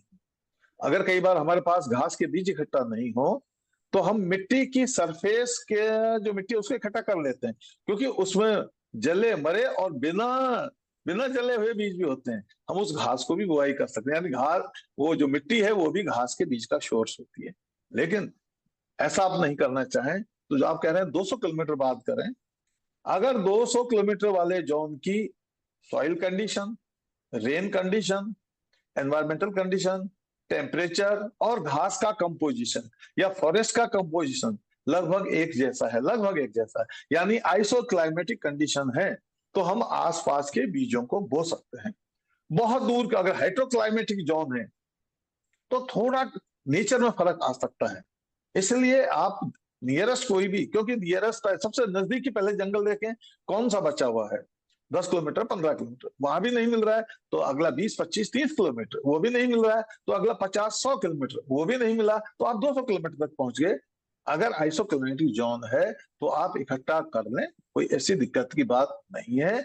इसके अलावा अगर कोई बीज थोड़े बहुत सेमी रोस्टेड हुए हैं तो कोई ज्यादा चिंता की बात नहीं है, क्योंकि हमारे बहुत सारे जो बीज हैं, अगर पतझड़ी जंगल है तो पतझड़ी जंगल में बहुत सारे बीजों को कुछ सेकंड या कुछ मिनट के लिए आग की तपन लगी भी है तो ये बीज मरते नहीं है, क्योंकि काफी फायर हार्डी स्पीसीज हैं।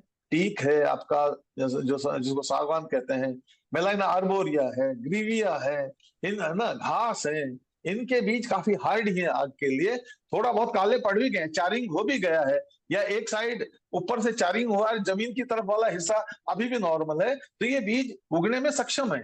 ऐसा नहीं है कि आग थोड़ी देर से निकल के सब कुछ नष्ट हो गया, ऐसा नेचर में नहीं होता है। तो आप लोकल बीजों को फिर भी अगर कहीं बचे हुए तो आप इकट्ठा कर लें, ग्राउंड पे पड़े हुए तो उनको भी इकट्ठा कर लें, भले ही उनकी काला रंग हो गया हो, आप डरने की कोई जरूरत नहीं है। और आइसोक्लाइट जोन से दूर के बीज लाके उनको इनके साथ मिक्स करके भी आप बीजों की बुआई कर सकते हैं, ताकि बीजों की कमी नहीं रहे।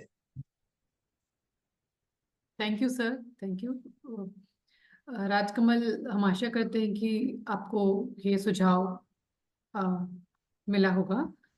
एंड ऑल्सो सर, हमारा नेक्स्ट क्वेश्चन है शिवलाल कुमावत का तरफ से, जो हमको पूछना चाह रहे हैं कि हमें एक जगह पर कितने बीज लगाना चाहिए, और इनका उसी के साथ साथ इनका एक और सवाल भी है कि कितने बीज लगाने के साथ साथ अगर काली लाभ के बीज को अगर हम घास सीट में बात करें तो काली लाभ के बीज को हम किस प्रकार से लगा सकते हैं।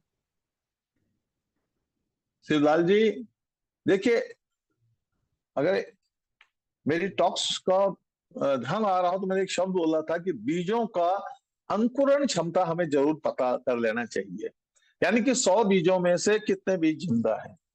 मान लीजिए 100 बीजों में हमारे 80% 90% सर्वाइवल आ रहा है, तो हम एक जगह एक बीज बो देंगे तो भी लगभग गारंटी को बीज उगेगा। मान लीजिए हमारे 25% बीज उग रहे हैं, तो इसका मतलब कि 4 बीज बोएंगे तो एक बीज उगेगा। 25 का मतलब ये हुआ 4 बीज के सेट में 3 बीज तो मरे हुए हैं, एक जिंदा है, तो हम 4 बोएंगे तो एक उगेगा। इसी तरह मान लीजिए 50% बीज जर्मिनेशन परसेंटेज है, इसका मतलब 2 बीज बोएंगे तो एक उगेगा या एक नहीं उगेगा। तो इस तरह अंकुरण प्रतिशत के हिसाब से तय होता है कि हम एक बीज को एक जगह एक पॉइंट पर हम कितने बीजों की बुआई करें। रही घास की बात, घास के एक बीज को उठाना थोड़ा कठिन होता है, क्योंकि बड़े बीज तो हम एक या दो काउंटिंग कर सकते हैं, मैनेज कर सकते हैं, लेकिन घास के बीज इतने छोटे होते हैं, उनकी हम काउंटिंग थोड़ा सा कठिन होता है। इसलिए थोड़ा सा ज्यादा बीज बोए घास का, क्योंकि नेचर में अगर कुछ वेस्टेज भी चला गया, नहीं भी उगा या ज्यादा भी उग गया, तो कोई घबराने की जरूरत नहीं, क्योंकि वृक्ष पास पास नहीं उगते, झाड़ी पास पास नहीं उगते, लेकिन घास पास पास उग सकती है।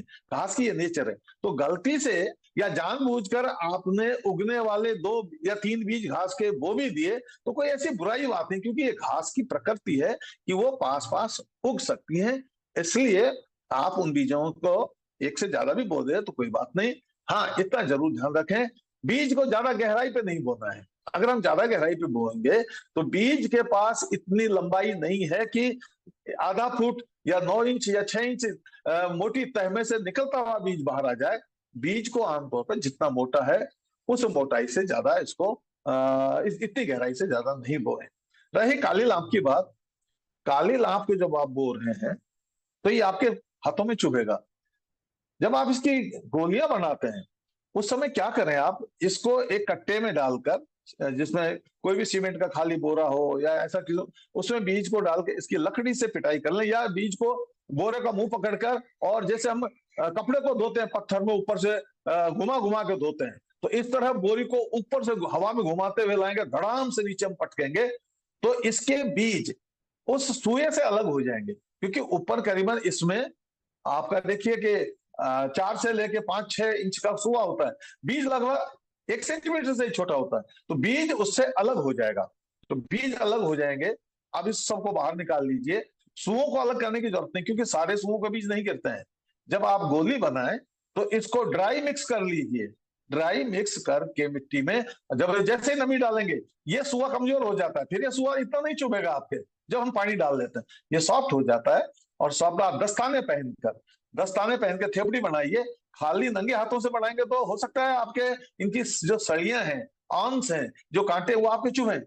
थोड़ा दस्ताने, मोटे दस्ताने आते हैं, उनको पहनकर इनके या तो आप गोल गोल इनकी गोलियां बना लें, डिस्कॉइड इनकी थेपड़ियां बना लें, या डंग जैसी टाइप में केक जैसी छपाई करके, दवाई करके आप फ्लैट जगह पर बना के, जैसा मैंने कहा बर्फी की तरह इनको काट लें, इस तरह थेपड़ी तैयार कर सकते हैं आप। न केवल काली लांप की, या कोई भी ऐसा बीज जो हाथों में चुभता है, उसके थेपड़ी दस्ताने पहन के बनाकर आप सीड बॉल बना सकते हैं।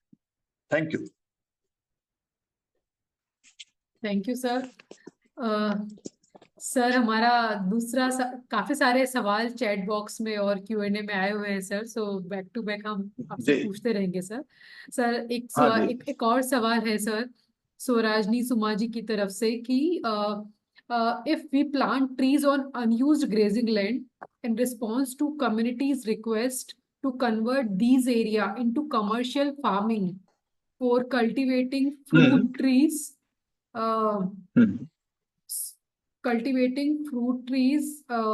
such as lychee, mango, can this be considered as a proper revegetation practice? So बोलना चाह रही है कि sir, dear Suma ji, no, this is not a fair and a good practice, because if an area is historically a grassland, it should be managed as a grassland. If an area is historically a woodland, a forest land, then it should be maintained, it should be managed, it should be restored as a forest land. ये अलग बात है, suppose peoples are demanding, no no sir हमें तो grassland नहीं है, we want a dense forest, it is okay, but आपका cost कितना लगेगा आप देखिए, उसको बनाने में आपका कॉस्ट लगेगी, because the area is suitable for the grasses, it is not suitable for the fruit plants और कॉमर्शियल गार्डनिंग, उसके लिए ये सुटेबल नहीं है। फिर भी अगर करना है तो आप ऐसा करिए, divide this area into 2 part. इसका जो आधा पार्ट है, manage it historically, if it is a grassland manage it as a grassland, historically if it is a forest land manage it as forest land, and आप उस आधे area को आप चलिए कर लीजिए उसको, लेकिन पब्लिक की पूरी कंसेंट चाहिए उसका, कोई लीगली बायोलॉजिकली सारे रिव्यू कर लीजिए, ताकि आपको फ्यूचर में कोई दिक्कत नहीं आए। और ये तो क्योंकि आजकल कुछ जगह ऐसा हो रहा है, जैसे राजस्थान में पंचफल योजना है कि भाई फ्रूट भी मिल जाए, तो आप कर सकते हैं थोड़ा सा, लेकिन पूरा 100% मत एरिया को मत कन्वर्ट करिए। लोगों की डिमांड कौन सा, we can convert part of the area into a fruit land, ऐसा कर सकते हैं। लिमिटेड करिए, पायलट करके देख लीजिए, अच्छा चल रहा है तो थोड़ा सा और बढ़ा दीजिए, but don't convert 100% area into a fruit orchard, उसमें एन ऑर्चर्ड, उसमें उसको ना करें तो ज्यादा अच्छा। Thank you. Thank you sir. Poona Yadav ji बहुत देर से अपना हैंड रेस किए हुए हैं। पूना यादव जी, आप अपने आप को अनम्यूट करके आप सवाल पूछ सकते हो।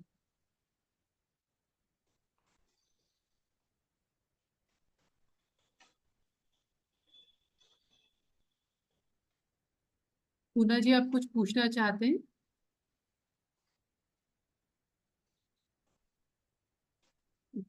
सो हम अपना दूसरा सवाल का तरफ बढ़ते हैं सर।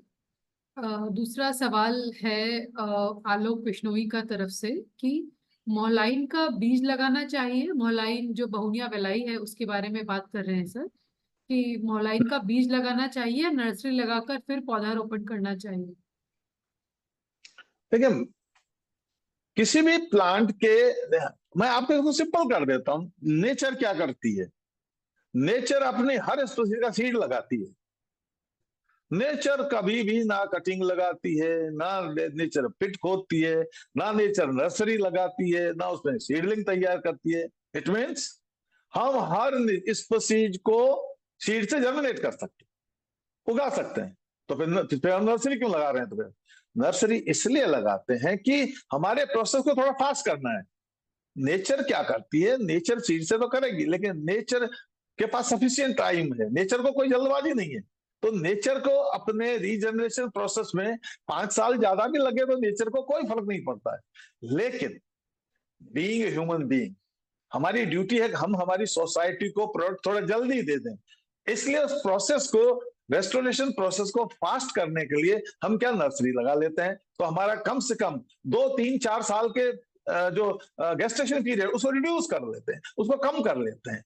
इसलिए आप दोनों मेथड आपके लिए सुटेबल है। अगर पब्लिक को थोड़ा वेट कर सकती है और वो मान लेते हैं तो सीड से करिए। सीड का किया हुआ पौधा और भी ज्यादा दिन चलेगा, उसकी एज बहुत लंबी होती है। लेकिन नर्सरी में अगर कटिंग से आपने कोई प्लांट तैयार किया है या सीड के अलावा दूसरे मेथड से किया है, उनकी एज थोड़ी कम हो सकती है। इसलिए सीड वाला मेथड तो बहुत बढ़िया है। सीडलिंग का अगर जनता कह रहे नहीं हमें थोड़ा फास्ट चाहिए, जल्दी प्रोडक्शन चाहिए, तो आप नर्सरी में, मान लीजिए आपने 3 साल पुराना सीडलिंग यूज कर रहे हैं, तो आप 3 साल के लिए एडवांस हो गए हैं। आपने 5 साल पुराना सीडलिंग यूज किया तो आप 5 साल आगे आ गए हैं। आपने 1 साल पुराना सीडलिंग यूज किया है तो आप 1 साल आगे हो गए। दोनों मेथड ठीक है, प्रोवाइडेड आपके ऑब्जेक्टिव क्या है, पब्लिक की डिमांड क्या है, तो उसके अकॉर्डिंग आप अपना मेथड डिसाइड कर लीजिए। फिर मैं कहता हूं सीड से थोड़ा कॉस्ट इफेक्टिव है, पैसा कम है तो सीड से जाइए। आपके पास सफिशिएंट मनी है तो आप नर्सरी का खर्चा बियर कर सकते हैं, सीडलिंग का बियर कर सकते हैं, पिटिंग का बियर कर सकते हैं, ट्रांसपोर्टेशन का बियर कर सकते हैं, तो आप उस मेथड को भी यूज कर सकते हैं। Thank you sir. सर अगला सवाल फिर से राजकमल जी से है, एट्री से जो है। राजकमल, आप अपने आप को अनम्यूट करके पूछना चाहेंगे? Yes. Hello. Can you audible? Yes, sir. Yes, sir. Yeah, you are Hi, audible, sir. sir. Good evening. Good evening. Thank you Good for. evening, sir. Sir, I just have one doubt that if the grassland need to be restored, so there will be seed collection will be happen, like we'll collect the seeds, but the thing is how to destroy that seeds in a grassland, because if we destroy the grassland and the seeds, if the heavy rain comes, then the seeds won't be there. And the second thing is, if we if we do something like cultivation type and put the seeds, then the habitat will be disturbed, like the grassland will be disturbed when we cultivating and all. The other thing is, if the heavy rain is not at at all installed, I mean it doesn't come, then that due to that weather condition, like heavy sunlight of the condition, then the seeds also may get destroyed. My question is, if we grows in a nursery, but we can't able to cover landscape of the huge landscape, so we can able to only, for if it is on 2 acres or 3 acres or 3 hectares, we can able to cover it. But if it is on more than 10 hectares or 20 hectares like that, if we have 100 hectares like that, so how to restore that? We just want a suggestion. नहीं, आप देखिए Rajkamal ji, your question is very pertinent.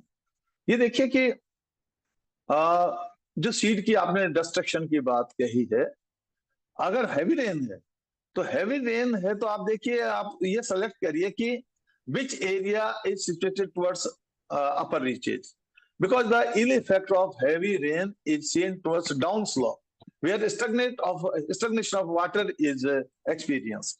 तो आप देखिए forest में आपने देखिए सारा तो फ्लैट होता ही नहीं है, अंडुलेशंस आर देयर, स्लॉपीनेस इज देयर, तो पानी नीचे की तरफ आ गया रन ऑफ से, तो नीचे की ग्रास डिस्ट्रॉय होगी जो अपर रीचेज की तरफ है, where stagnation is not present, वहां आपका ग्रासेज आपका प्रोटेक्ट रहेंगी और वहां पर सीड सेटिंग होगा, तो we can collect seeds from upper reaches. दूसरा, सपोज हमारा टारगेट एरिया सारा सीड डिस्ट्रॉय हो गया, नियरेस्ट कहाँ ऐसी जगह जहां सीड इज अवेलेबल, आप वहां से सीड कलेक्ट कर लीजिए। आप कह रहे हैं कि कई बार रेन फेल हो जाती है, रेन फेल होने पर भी ग्रासेज में सीड आएगा, क्योंकि ग्रासेज को बहुत कम रेन चाहिए, और जैसे ही रेन फेल होती है, because most of grasses are, इनमें क्या होता है, एनुअल सीडिंग है ग्रासेज में, तो वो जल्दी फास्ट ग्रोथ करती है, height will be less but seeding is definitely we can see in there. तो जब सीडिंग होगी तो हम उससे घास का बीज इकट्ठा कर सकते हैं। दूसरा, क्या कर रहे हैं हम, आपको ऐसा लग रहा है कि सीडिंग करने से वेस्टेज जा रहा है, सीड जर्मिनेट नहीं हो रहा है, so we can raise a nursery, एक नर्सरी लगा लें, और 2 मेथड है इसके सीडलिंग तैयार करने के। एक तो मदर बेड में आप सिंपल एक बेड तैयार कर दीजिए, जिस तरह पैडी का सीडलिंग तैयार करते हैं, जिस तरह टमाटर का सीडलिंग तैयार करते हैं, इस तरह आप रेज्ड मदर बेड में लाइन में ग्रासेज का सीड सोइंग कर दीजिए। ये कर दीजिए फरवरी में, तो मार्च, अप्रैल, मई, जून, जुलाई, यानी लगभग 4-5 महीने में ग्रास स्लिप तैयार हो जाएंगी। जैसे रेन स्टार्ट होती है, आप उस स्लिप्स को वहां से रिमूव कर दीजिए, हटाइए, किसी बोरे में रखिए, बैग में रखिए, थोड़ा सा पानी उसमें डाल दीजिए, हल्की सी मॉइस्चर, उसका मुंह पर से टाइट कर लीजिए, और उसको आप ले जाके साइड में प्लांटिंग कर दीजिए। छोटा सा होल किया और उस स्लिप को उसमें लगा दिया, जैसे चावल लगाते हैं, चावल हम वेट कंडीशन में लगाते हैं, ग्रास आपको सेमी वेट में लगानी है, हल्की सी रेन होगी। ऐसा नहीं करते तो आप और कर सकते हैं, स्मॉलेस्ट साइज का जो पॉली बैग आ रहा है, स्मॉलेस्ट साइज के पॉली बैग को ले लीजिए, या चाय पीने के आजकल पेपर के जो ग्लासेज आ रहे हैं, ये ले लीजिए, इनमें साइड में होल करिए, थोड़ी सी मिट्टी भर लीजिए, और हर ग्लास में, हर पॉली बैग में 3-4 सीड रख दीजिए, उसमें एक लेग्यूम भी सीड रखिए, 1-2, and let them grow, irrigate करिए, and this nursery should be started during the month of Feb. तो फेब में स्टार्ट करते करते आप देखिए अप टू जुलाई आपके पास सीड के लेन की एज होगी 4-5 महीने का हो जाएगा। आप उसको ले जाइए, साइड पे ले जाइए, ग्लास को हटा दीजिए, और ग्लास को हटाकर आप छोटा सा होल बनाइए, no need of pitting, make a small hole, just a rat like hole, छोटा सा होल रखिए, उसमें उसका अर्थ बॉल है ग्रासेज का, उसको इसमें फिट कर दीजिए, और उसको बस आपका ग्रास लैंड, इस तरह आप इसको जर्मिनेट कर सकते हैं। एक और भी चीज कर सकते हैं, suppose seed is not available, grass seed is not available, and we have not raised the slip also, so what we should do, nature में जाइए, where grass are growing in plenty, उनको अपरूट कर लीजिए, वहां से nature से collect कर लीजिए, और उस ग्रास के जो क्लम्प है, transport those clumps at the planting site, और उनसे बाइफर्केट करिए, एक बड़ा जो आपका क्लम्प है, split it into small many many grass slips. Her grass slips में ऊपर 2-3 लीव्स होनी चाहिए, नीचे 2-3 रूट होनी चाहिए। एक क्लम्प से हम 10, 15, 20 इतना छोटा छोटा वाइल्ड स्लिप तैयार कर सकते हैं। उन स्लिप को आप फील्ड में थोड़ा सा होल बनाइए और लगा दीजिए, तो आप मॉइस्ट सॉइल में इस तरह लगा सकते हैं। तो वाइल्ड स्लिप प्लांटिंग कर सकते हैं, nursery raised grass slip planting कर सकते हैं। आप जो बड़ा करना चाहते हैं बहुत इजी है, मैं राजस्थान की टेक्निक बताता हूं। यहाँ 200 हेक्टेयर का पास्चर लैंड तैयार करना है। मेथड क्या देखिए, पहले प्लोइंग कर लेते हैं ट्रैक्टर से, 1 रेन या 2 रेन के बाद प्लोइंग हो जाती है। फिर सीड का डस्टिंग करते हैं, ग्रास सीड का डस्टिंग कर दिया, उसमें थोड़ा सा मॉइस्ट सॉइल को मिक्स कर लेते हैं। अदरवाइज क्या होगा, विंड थ्रस्ट से सीड का डिस्प्लेसमेंट हो जाएगा। सीड का डस्टिंग करके फिर एक ट्विग ली जाती है, बड़ी भारी भारी ट्विग ली जाती है, थॉर्नी ट्विग्स ली जाती है, उनको एक रस्से से बांधते हैं और जिग जैग उनको इधर उधर उनको वहां पर घुमाते हैं। इससे क्या होगा, सीड मिक्स हो जाता है सॉइल में।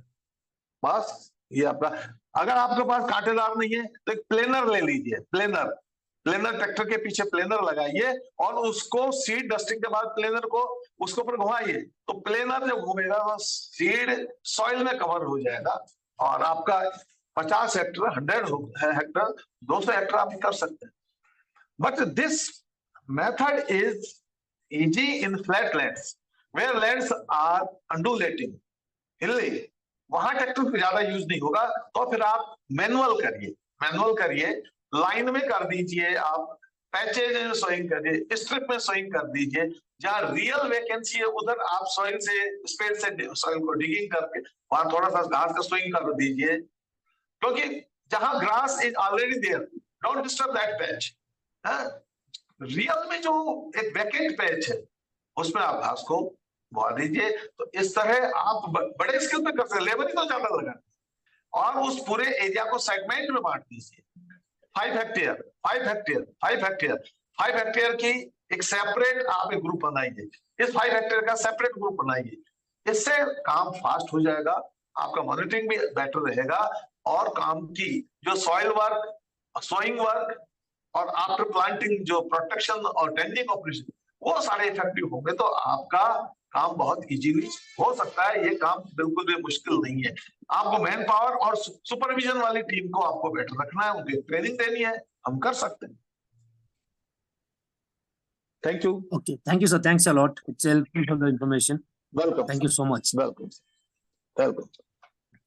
Thank you sir. हमारे पास सवालों की लंबी लिस्ट है सर। सो अगला सवाल है सर कि साल सीड का जर्मिनेट कैसे कर सकते हैं नर्सरी में? देखिए, अगर आपने स्टॉक के शुरुआती पार्ट को सुना हो तो हमने कहा था 2 तरह के सीड हैं, dry seed and recalcitrant seed. Recalcitrant means wet. The seed where the quantum of moisture is more, they are known as wet seed. तो साल इज ए वेट सीड, इसमें ऑयल प्लस वाटर दोनों हैं इसमें। इसका मतलब हमें इसे ड्राई नहीं करना है, ये ध्यान रखें। और इस सीड को कलेक्शन के बाद ड्राई कंडीशन में नहीं, इसको ब्राइट सनलाइट में नहीं रखना है और आप इसको तुरंत ही बो दीजिए। अगर आपके पास नर्सरी है तो नर्सरी की आप जो थैलियां हैं, पॉली बैग हैं, उनको पहले से भर के तैयार रखिए और उसमें इसको बो दीजिए। और फिर प्लांटेशन में अगर आपको लगाना है तो देखिए, जो सीड पहले आ गया है उसको कलेक्ट मत करिए, लास्ट बैच का collect, last seed of last batch. Initial batch का जो सीड है वो पड़ा पड़ा उसकी डेथ हो जाती है ड्यू टू ड्राइनेस, वो क्योंकि वो डिहाइड्रेट हो जाता है। लेकिन जो लास्ट बैच का सीड है वो डिहाइड्रेट नहीं होता है, relatively the moisture content remains better in the seeds of last batches. So please collect seeds of last batches और उनको आप उस जोन में सोइंग करिए जिस जोन में साल है, लेकिन साल में गैप्स हैं, रियल गैप्स हैं। साल के जोन का यानी साल seed should be grown in साल फॉरेस्ट। आप उसको अगर पलाश फॉरेस्ट में ग्रो करना चाहते हैं वो एक रॉन्ग प्रैक्टिस होगा। हम उसको ठीक फॉरेस्ट में ले जाए, ये रॉन्ग प्रैक्टिस होगी। हम वो देखें ट्रेडिशनली साल का जोन कहाँ रहा है, because the climatic conditions, soil conditions, other conditions are suitable in natural distribution range of the soil. तो उसके डिस्ट्रीब्यूशन रेंज से बहुत दूर मत ले जाइए उसको, तो वहां आप उसको सोइंग करेंगे तो आपको रिजल्ट डेफिनेटली आपको आएंगे। दूसरा एक और चीज कर सकते हैं, अच्छी रेन हो गई है तो जो लास्ट ईयर का साल सीडलिंग है वाइल्ड में, कई जगह आपको लगेगा 10 seedlings are growing very closely, so we can remove gently 5-8 seedlings, 2-3 seedling को वहीं छोड़ दीजिए, 100% को मत रिमूव कर दी अब आपको करना है तो हम उनमें से आधा हटा सकते हैं, 70-80% हटा सकते हैं जेंटली बट केयरफुली, और उनको हम दूसरी जगह रेनी कंडीशन में उसको शिफ्ट कर सकते हैं। इस तरह वाइल्डिंग को भी हम लगा सकते हैं। एक और चीज कर सकते हैं, इसी साल का जो नेचुरल ग्रो जर्मिनेट हुआ है सीडलिंग दिस ईयर अभी हुआ है, और उसमें 2, 3 और 4 सीड आपका लीफ स्टेज आई है, उनको भी आप जेंटली उनको भी शिफ्ट कर सकते हैं। तो इस तरह साल को आप शिफ्ट कर सकते हैं, जर्मिनेट कर सकते हैं, रीजनेट कर सकते हैं। नेचर में बहुत सारे जगह प्री जर्मिनेटेड सीडलिंग मिल जाएंगे, उनको भी आप यूज कर सकते हैं। और सीड को स्टोर नहीं करना है, नेक्स्ट ईयर तक ये सीड डेड हो जाएगा। ये सीड की जो है एक्सपायरी डेट बहुत छोटी है, इसलिए इस साल का सीड इसी साल यूज होगा। अगर आपके पास नर्सरी में लेना है तो आप पॉलीबॉग पहले से ही भर के तैयार रखें, ताकि नेचर से सीड कलेक्ट करके आप फरवरी मार्च में नहीं बोना है, इसकी नर्सरी रेनी सीजन में स्टार्ट होती है। हर सीड की सीडलिंग फरवरी में तैयार नहीं होता है, कुछ ऐसे प्लांट हैं जिनकी नर्सरी रेनी सीजन में स्टार्ट होगी, जैसे महुआ, जामुन, आम, साल, जितने भी खजूर, जितने भी रिकैल्सिट्रेंट सीड हैं, there nursery should be started during late June और early July only. Thanks. Thank you sir. Sir हमारा अगला सवाल है मुकेश कुमार मीना जी की तरफ से। वो ये जानना चाह रहे हैं कि जब हम कॉमन लैंड में प्लांटिंग करते हैं सो एक पौधे से दूसरे पौधे के बीच की दूरी कितनी रखनी चाहिए? मुकेश जी, आपने पौधा वर्ड यूज किया है, हमें थोड़े से क्वेश्चन को और सुधारना चाहिए। हम ट्री की बात करें, क्योंकि ट्री भी पौधा है, बुश भी पौधा है, हर्ब भी पौधा है और ग्रास भी पौधा है। तो मैं इसे पौधे में सबका बताता हूँ। आमतौर पर जो मीडियम साइज के ट्री हैं, उन मीडियम साइज के ट्री का डिस्टेंस 5 मीटर इंटू 5 मीटर होना चाहिए। 5 मीटर इंटू 5 मीटर का मतलब ये हुआ, पिट से पिट का डिस्टेंस 5 मीटर होना चाहिए। सेंटर, पिट का सेंटर से नेक्स्ट पिट के जो सेंटर है वो 5 मीटर होना चाहिए। और इस लाइन से राइट या लेफ्ट की जो भी लाइन आएंगी उनका डिस्टेंस भी 5 मीटर होना चाहिए। इस डिस्टेंस को कहते हैं 5 इंटू 5 मीटर डिस्टेंस। लेकिन अगर इन पिट्स में हम बड़ी साइज के क्राउन वाले ट्री लगा रहे हैं, जैसे बनियन, बरगद, पीपल, इमली, टेमरिंड, महुआ, आम, तो इनका क्राउन बहुत ज्यादा फैलता है। तो 5-5 मीटर के बजाय अभी वो छोटा पौधा लग रहा है, लेकिन 20 साल बाद उसको बहुत बड़ा स्पेस चाहिए, तो आप उस स्पेसमेंट को बढ़ा दीजिए, 7-7 मीटर कर दीजिए, 10-10 मीटर भी हम कर सकते हैं। लेकिन अगर बुश प्लांट कर रहे हैं, बुश में आपका देखिए बांस, बेम्बू क्या है, बेम्बू बुश है, तो 3-3 मीटर का डिस्टेंस रखिए, प्लांट टू प्लांट, 3 लाइन 3। अगर आप ग्रास का प्लांटिंग कर रहे हैं, ये भी पौधा है, कई जगह हम स्लीप ग्रास का कर रहे हैं, तो आप 1 स्क्वायर मीटर में 5 से लेके आप आराम से 30 तक जो है इसके स्लिप लगा सकते हैं ना, अवेलेबिलिटी के हिसाब से। लेकिन अगर मान लीजिए आप पास्चर लैंड डेवलपमेंट कर रहे हैं, वो तो पास्चर लैंड में ट्री लगाना है, तो आपको स्पेसमेंट बहुत दूर करना पड़ेगा। क्यों वहां लगाना पड़ेगा? 15-15 मीटर से लेके 20-20 मीटर पे ट्री का डिस्टेंस होना चाहिए, क्योंकि आप बहुत पास ट्री लगा देंगे तो 20 साल बाद, 10 साल बाद ट्री की जैसे ही साइज बढ़ेगी, क्राउन बढ़ेगा, क्राउन टच करेंगे आपस में, क्राउन ओवरलैप करेंगे, तो नीचे छाया बहुत पड़ेगी, लाइट नहीं पहुंचेगी, तो ग्रासेज फिर डेवलप नहीं होंगी, क्योंकि ग्रासेज को डेवलपमेंट के लिए लाइट चाहिए। तो ट्री बहुत क्लोज होंगे तो फिर आपका ग्रास खत्म हो जाएंगे। इसलिए जब भी आप पास्चर लैंड में लगा रहे हैं या आप एग्रीकल्चर फील्ड में लगा रहे हैं, एग्रो फॉरेस्ट्री फार्म फॉरेस्ट्री कर रहे हैं, वहां भी ट्री पास पास होंगे तो आप गेहूं जौ चना आप कैसे उगाएंगे? वहां भी आपको स्पेस प्लांट बड़ा रखना चाहिए ताकि सफिशिएंट लाइट हमारी क्रॉप पे पड़ जाए।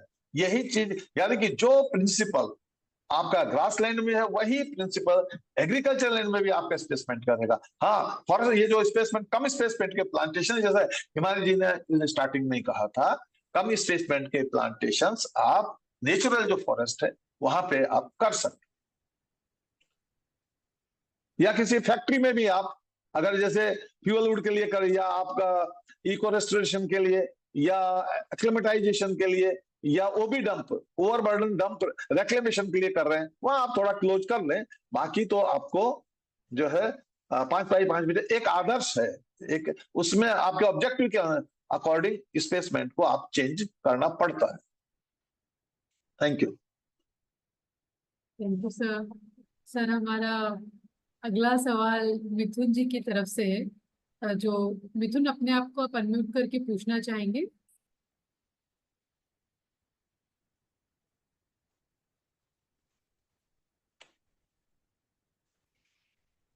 ओके, सो मैं सवाल पढ़ देती हूँ मिथुन जी का तरफ से सर। तो सीड ट्रीटमेंट जी, करना चाहिए क्या? He is asking sir, seed treatment करना चाहिए क्या, और सीड को कितनी डेप्थ में लगाना चाहिए? वो अभी ये स्पेसिफाई नहीं किए हैं कि वो कौन से सीड का, पेड़ के कौन कौन से पेड़ के सीड का बात कर रहे हैं या ग्रास सीड का बात कर रहे हैं, but in general he is asking. चलिए हम जनरल बात, मिथुन जी देखिए, सीड ट्रीटमेंट कर सकते हैं क्योंकि नेचर भी करती है। नेचर अपने सीड को फ्रूट के अंदर रखती है, और फ्रूट किसी न किसी का फूड होता है। जब बर्ड उस फूड को खाएगा तो देखिए उसके एलिमेंट्री कैनाल से निकलेगा, एलिमेंट्री कैनाल में पेट में हाइड्रोक्लोरिक एसिड है, तो हाइड्रोक्लोरिक एसिड से ट्रीटमेंट हो गया, तो नेचर भी उसको ट्रीटमेंट करती है। या उसके दांतों से जब वो कुचला जाएगा तो देखिए क्रैक पड़ जाएंगे, तो दांतों की, क्योंकि हमारी जो प्री मॉलर और मॉलर हैं इनमें शार्प एजेज हैं, उस शार्प एजेज के स्क्रैच मार्क पड़ते हैं, स्क्रैच मार्क से बीज की पॉलिश खराब हो जाती है, और उसमें से फिर आप देखिए एयर और वाटर घुसना प्रारंभ हो जाता है, वहां भी होता है आपका सीड ट्रीटमेंट। इसी तरह आप नेचर में देखिए, जब पानी चल रहा है तो पानी के साथ मिट्टी के कण और पत्थर लुढ़कते हैं, उनसे रगड़ खाकर भी सीड की ट्रीटमेंट होती है। नेचर में सीड थोड़ा गीला हो गया, उस पर फंगस और आप देखिए बैक्टीरिया उस पर एक्शन करना शुरू कर देते हैं, फिर वो ड्राई हो गया तो फिर वो सूखा हो गया, फिर मॉइस्चर आ गई, फिर फंगस ग्रो करती है, तो आपका देखिए उसमें रॉटिंग प्रोसेस, तो रॉटिंग भी क्या है, ये भी सीड ट्रीटमेंट है। जंगल में नेचर आग लगाती है, कुछ सीड को आग का ट्रीटमेंट चाहिए, वो पार्टली उनका थोड़ा सा एक चारिंग हो जाता है, जैसे कि आपका टीक का, तो टीक को आदत पड़ गई है कि आग चाहिए, तो नेचर में जब भी जंगल में आग लगती है तो एक शैलो आग, थोड़े टाइम के लिए आग धीरे धीरे आगे बढ़ती हुई इतना टाइम नहीं स्टे करती है कि बीज जल जाए, बस बीज को तपस मिल जाए, गर्म मिल जाए, तो आग के द्वारा भी ट्रीटमेंट करती है। पशु और जानवर जब चलते हैं उनके खुरों के नीचे, पत्थर और खुरों के बीच में सीड आके गोल गोल घूमते हैं बॉल बियरिंग की तरह, तो अभी उनके ऊपर खरोंच पड़ जाती है। तो नेचर में ट्रीटमेंट होता है। हाँ, तो इसलिए जब नेचर में होता है तो हम अपनी नर्सरी में या अपने प्लांटेशनों में हम मैनुअल जो है वो उसको कर सकते हैं, उसमें कोई आर्टिफिशियल कोई भी बात नहीं है। अब रहा डेप्थ क्या होनी चाहिए, डेप्थ बीज की मोटाई क्या है, और ये हम किसान से बहुत अच्छी तरह सीख सकते हैं। किसान से आप पूछिए, किसान को पता है मक्की को कितने नीचे बोना है, बाजरे को कितने नीचे बोना है, जौ गेहूं को कितने नीचे बोना है। कभी भी वो ऐसा नहीं कि वो मनमाने उसको नीचे कर देगा। अगर आप बहुत ज्यादा नीचे बो देंगे तो बीज निकलता निकलता, मान लीजिए 1 फुट नीचे बो दिया, 9 इंच नीचे, सीड के पास इतना मटेरियल नहीं है कि अपने अंडरग्राउंड पोर्शन को इतना लंबा करके अपनी पत्ती को जमीन के बाहर तक ला सके, वो बेचारा अंदर ही रह जाएगा, कोशिश करेगा अंदर ही उसकी डेथ हो जाएगी। इसको कहते हैं फेटल जर्मिनेशन। तो फेटल जर्मिनेशन को रोकने का एक ही तरीका है, एक मोटा नियम ये है कि जितना बीज मोटा है लगभग उतनी मोटाई में उसको नीचे कर सकते हैं, हम उसकी बुआई कर दें। मान लीजिए किसी बीज की लंबाई है 1 इंच, हम 1 इंच उसको गहरे बोए, किसी बीज की लंबाई है 1 सेंटीमीटर, तो उसके लिए सबसे सेफ दूरी है 1 सेंटीमीटर, उसके लिए सेफ है। किसी कंडीशन में आप थोड़ा सा ज्यादा कर दिए कोई बात नहीं, लेकिन आप अनलिमिटेड ज्यादा मत करिए, है ना। यही कारण है कि नेचर अपने बीजों को वर्षा से कई महीने पहले क्यों गिरा देती है नीचे, ताकि अगले 3-4 महीने में पशुओं के चलने के खुरों से, हवा से वो थोड़ी सी गहराई में चला जाए, मिट्टी का एक कवर उसके ऊपर आ जाए, क्योंकि जब मिट्टी गीली होगी तो चारों तरफ से नमी उसे मिल सके, है ना, क्योंकि चारों तरफ से मिट्टी उसको टच कर रही है, तो मिट्टी अपना पानी सोखकर बीज को चारों तरफ से टच करती है, चारों तरफ से उसको नमी देने लग जाती है। इससे बीज जल्दी फूल जाएगा, उसका वाटर का रिक्वायरमेंट पूरा हो जाएगा और उगने के लिए मजबूर हो जाएगा। इसलिए सेफेस्ट जो गहराई है, बीज की जो मोटाई है, उतनी मोटाई में, उतनी गहराई में बीज को नीचे बोना सबसे सुरक्षित है। थोड़ा बहुत ज्यादा हो गया तो कोई बात नहीं, कम मत रखिए, थोड़ा ज्यादा हो गया, मामूली से ज्यादा हो गया, 50% ज्यादा हो गया चलेगा, थोड़ा सा दुगना भी हो गया चलेगा, लेकिन इससे ज्यादा गहरा कतई नहीं करना।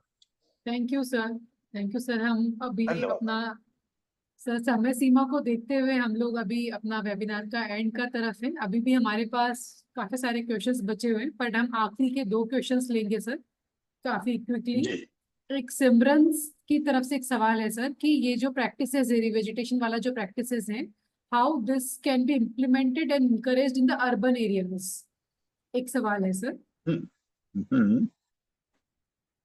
देखिए, अर्बन एरिया के रिक्वायरमेंट थोड़े से अलग हैं। अर्बन एरिया का रिक्वायरमेंट ये है कि थोड़ा एस्थेटिक ब्यूटिफिकेशन हो, दूसरा ग्रीन स्पेस डेवलपमेंट हो, कई जगह ग्रीन, क्योंकि ऑक्सीजन की जरूरत है, या कई रोड के डिवाइडर के बीच में हम लगा रहे हैं, कई रोड के दोनों पट्टियों पे लगा रहे हैं ताकि टेम्परेचर रोड का थोड़ा सा कम है। तो हमारा ऑब्जेक्टिव क्या है? एक म्युनिसिपल गार्डन में हम अलग तरह के प्लांट लगाएंगे। वहां कौन से प्लांट लगाएंगे? वहां हमारा स्पेस स्ट्रक्चर थोड़ा अलग होगा, जो दिखने में सुंदर हो, जिनमें कांटे नहीं हो, क्योंकि छोटे बच्चे खेलते हैं। तो छोटे बच्चे अगर खेलेंगे, कांटा अगर है, नीचे कांटा है तो बच्चे को लगेगा, बच्चा घायल हो जाएगा। कई लोग नंगे पैर वहां पे घास पे चलते हैं, कांटे नहीं होने चाहिए। म्युनिसिपल गार्डन में पौधे ऐसे हों जो हल्की हवा में टूट के सिरकों पर किसी का इंजरी करके हेड इंजरी ना कर दें, यानी जो टूटे नहीं, जिनकी लकड़ियों में फाइबर ज्यादा हो, जो मजबूत हो और जो लॉन्ग लिव्ड भी हो, इस तरह के वहां पे लगाएंगे। ग्रीन स्पेस में जहां आदमी अक्सर जाते नहीं है, लेकिन सिटी के पॉल्यूशन को कंट्रोल करने, ऑक्सीजन प्रोडक्शन जिनका है, वहां हम थोड़ा सा कांटेदार भी लगा सकते हैं, थोड़ा सा वीडियोनेस वाले पौधे भी हम वहां पर लगा सकते हैं। रोड के डिवाइडर में लगाने हैं तो हमको ऐसे पौधे लगाने जिनकी हाइट कम हो, ताकि रोड के दोनों तरफ लाइट भी रुक जाए और हमारा थोड़ा सा ये भी दिख रहा है कि बड़ा पेड़ होगा तो हवा से गिर गया तो व्हीकल को रोकेगा, एक्सीडेंट हो जाएगा। तो छोटे पौधे लगाने हैं जिनमें फूल भी आते हों। रोड की पटरियों पर लगाने हैं तो इस तरह के पौधे लगाने हैं जो जिसकी रूट मोटी होकर सेकेंडरी ग्रोथ करके रोड को ऊंचा ना कर दे, साइड की बिल्डिंगों को नहीं तोड़े। जैसे कि पीपल और बरगद को सिटी में अवॉइड करना चाहिए, क्योंकि ये लिथोफाइट है, काजमोफाइट है, बिल्डिंग्स में क्रैक करते हैं। हमें वहां सदा हरे भरे रहने वाले पौधे हमें लगाने चाहिए। जो पतझड़ कर देंगे तो फिर उनका कोई मतलब नहीं। वहां डेसिडुअस की बजाय सेमी एवरग्रीन या एवरग्रीन तरह के हमको पौधे लगाने चाहिए। तो हमारा ऑब्जेक्टिव क्या है? शहर के कुछ पौधों के अगर मैं नाम लूं तो बहुत सारे देसी पौधे भी हैं, विदेशी पौधे भी हैं। बकुल, जैसे माइमोस ऑफ सिलेंगाई, बहुत अच्छा पौधा है। पुत्रंजीवा, रॉक्सबर्गाई, जीवापूता, बहुत अच्छा पौधा है। आपका फूलों के लिए कुछ विदेशी पौधे, गुलमोहर लगाते हैं लाल फूल के लिए, जकरंडा माइमोसिफोलिया लगाते हैं आपका नीले रंग के लिए, अशोक को लगाते हैं, आशापाला को लगाते हैं, ये पौधे भी काफी अच्छे। बहेड़ा को भी लगा देते हैं, तरह तरह के बांस लगाते हैं, लिसोड़ा फलों के पौधे लिसोड़ा लगाते हैं, जंगल जलेबी लगाते हैं। ये लॉन्ग लिव्ड भी हैं और वाइल्ड एनिमल को, क्योंकि शहरों में बहुत सारे पक्षी भी रहते हैं, थोड़े जानवर भी रहते हैं, उनको शेल्टर भी मिले, नेस्टिंग की जगह भी मिले, उनको फूड भी मिले, इस तरह के पौधे भी हम वहां पर लगाते हैं। आपका खजूर भी हम वहां पर लगा सकते हैं।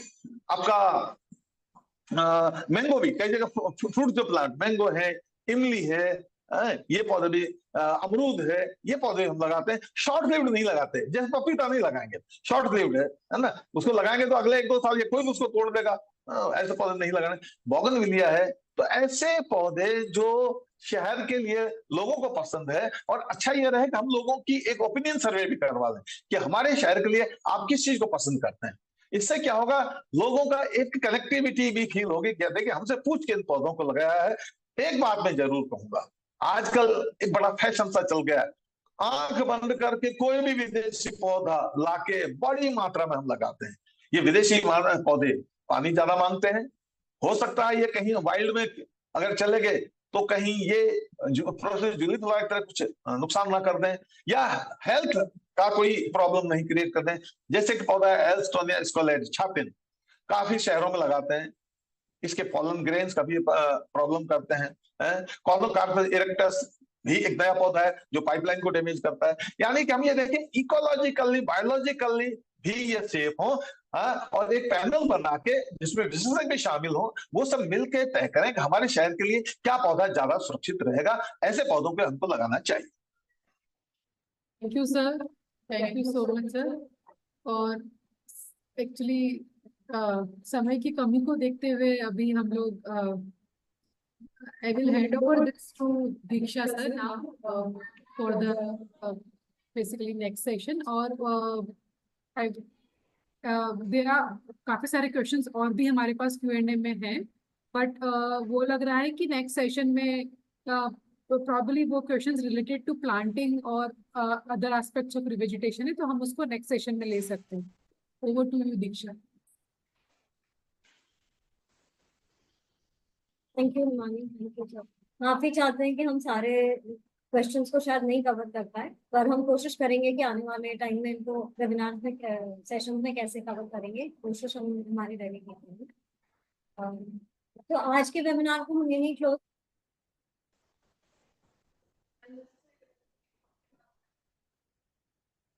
जुड़े Satish sir, Pradyuman ji, Vinod, thank you so much for sharing your experience, क्योंकि ये इस तरह के experience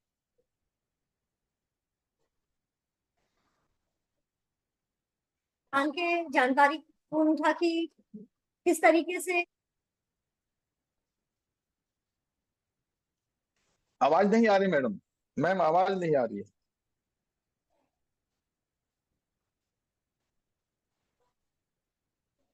ma'am we are not audible, some problem is there. Himani, please take over. Am I audible now? Is it better?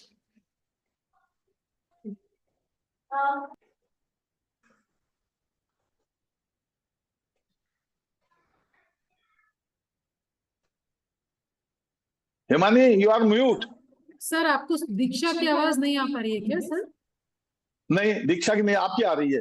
Okay okay sir. तो sir आपको समापन आपको करना है, शायद दीक्षा का कुछ प्रॉब्लम है। सर सर आपको, प्रद्युम्न भाई को और विनोद भाई को बहुत बहुत शुक्रिया कि आप धन्यवाद, हमारे साथ thank you. जुड़े सर ये वाला वेबिनार के लिए। मैं सारे पार्टिसिपेंट्स का भी बहुत बहुत शुक्रिया अदा करना चाहूंगी कि वो हमारे साथ ये डिस्कशन फोरम में जुड़े।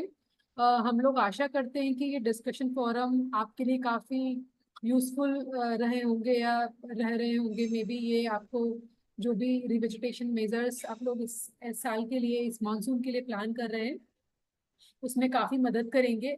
इसी के साथ हम नेक्स्ट सेशन में अगले बुधवार को, वेडनेसडे को आपके साथ दोबारा वापस 4 से 4:30 बजे के बीच में मिलेंगे, जहाँ पे हम प्लांटिंग के बारे में और कटिंग के बारे में डिटेल में चर्चा करेंगे। हमारे साथ डॉक्टर सतीश शर्मा होंगे और इस थीम के अराउंड डिफरेंट एक्सपर्ट्स होंगे जो कि इस थीम्स में काफ़ी हद तक आगे काम कर रहे हैं। सो इसी के साथ मैं वेबिनार को क्लोज करना चाहूँगी और आप सभी का इस वेबिनार में जुड़ने के लिए बहुत बहुत धन्यवाद। थैंक यू, थैंक यू सभी को बहुत बहुत शुक्रिया। नमस्कार, थैंक यू।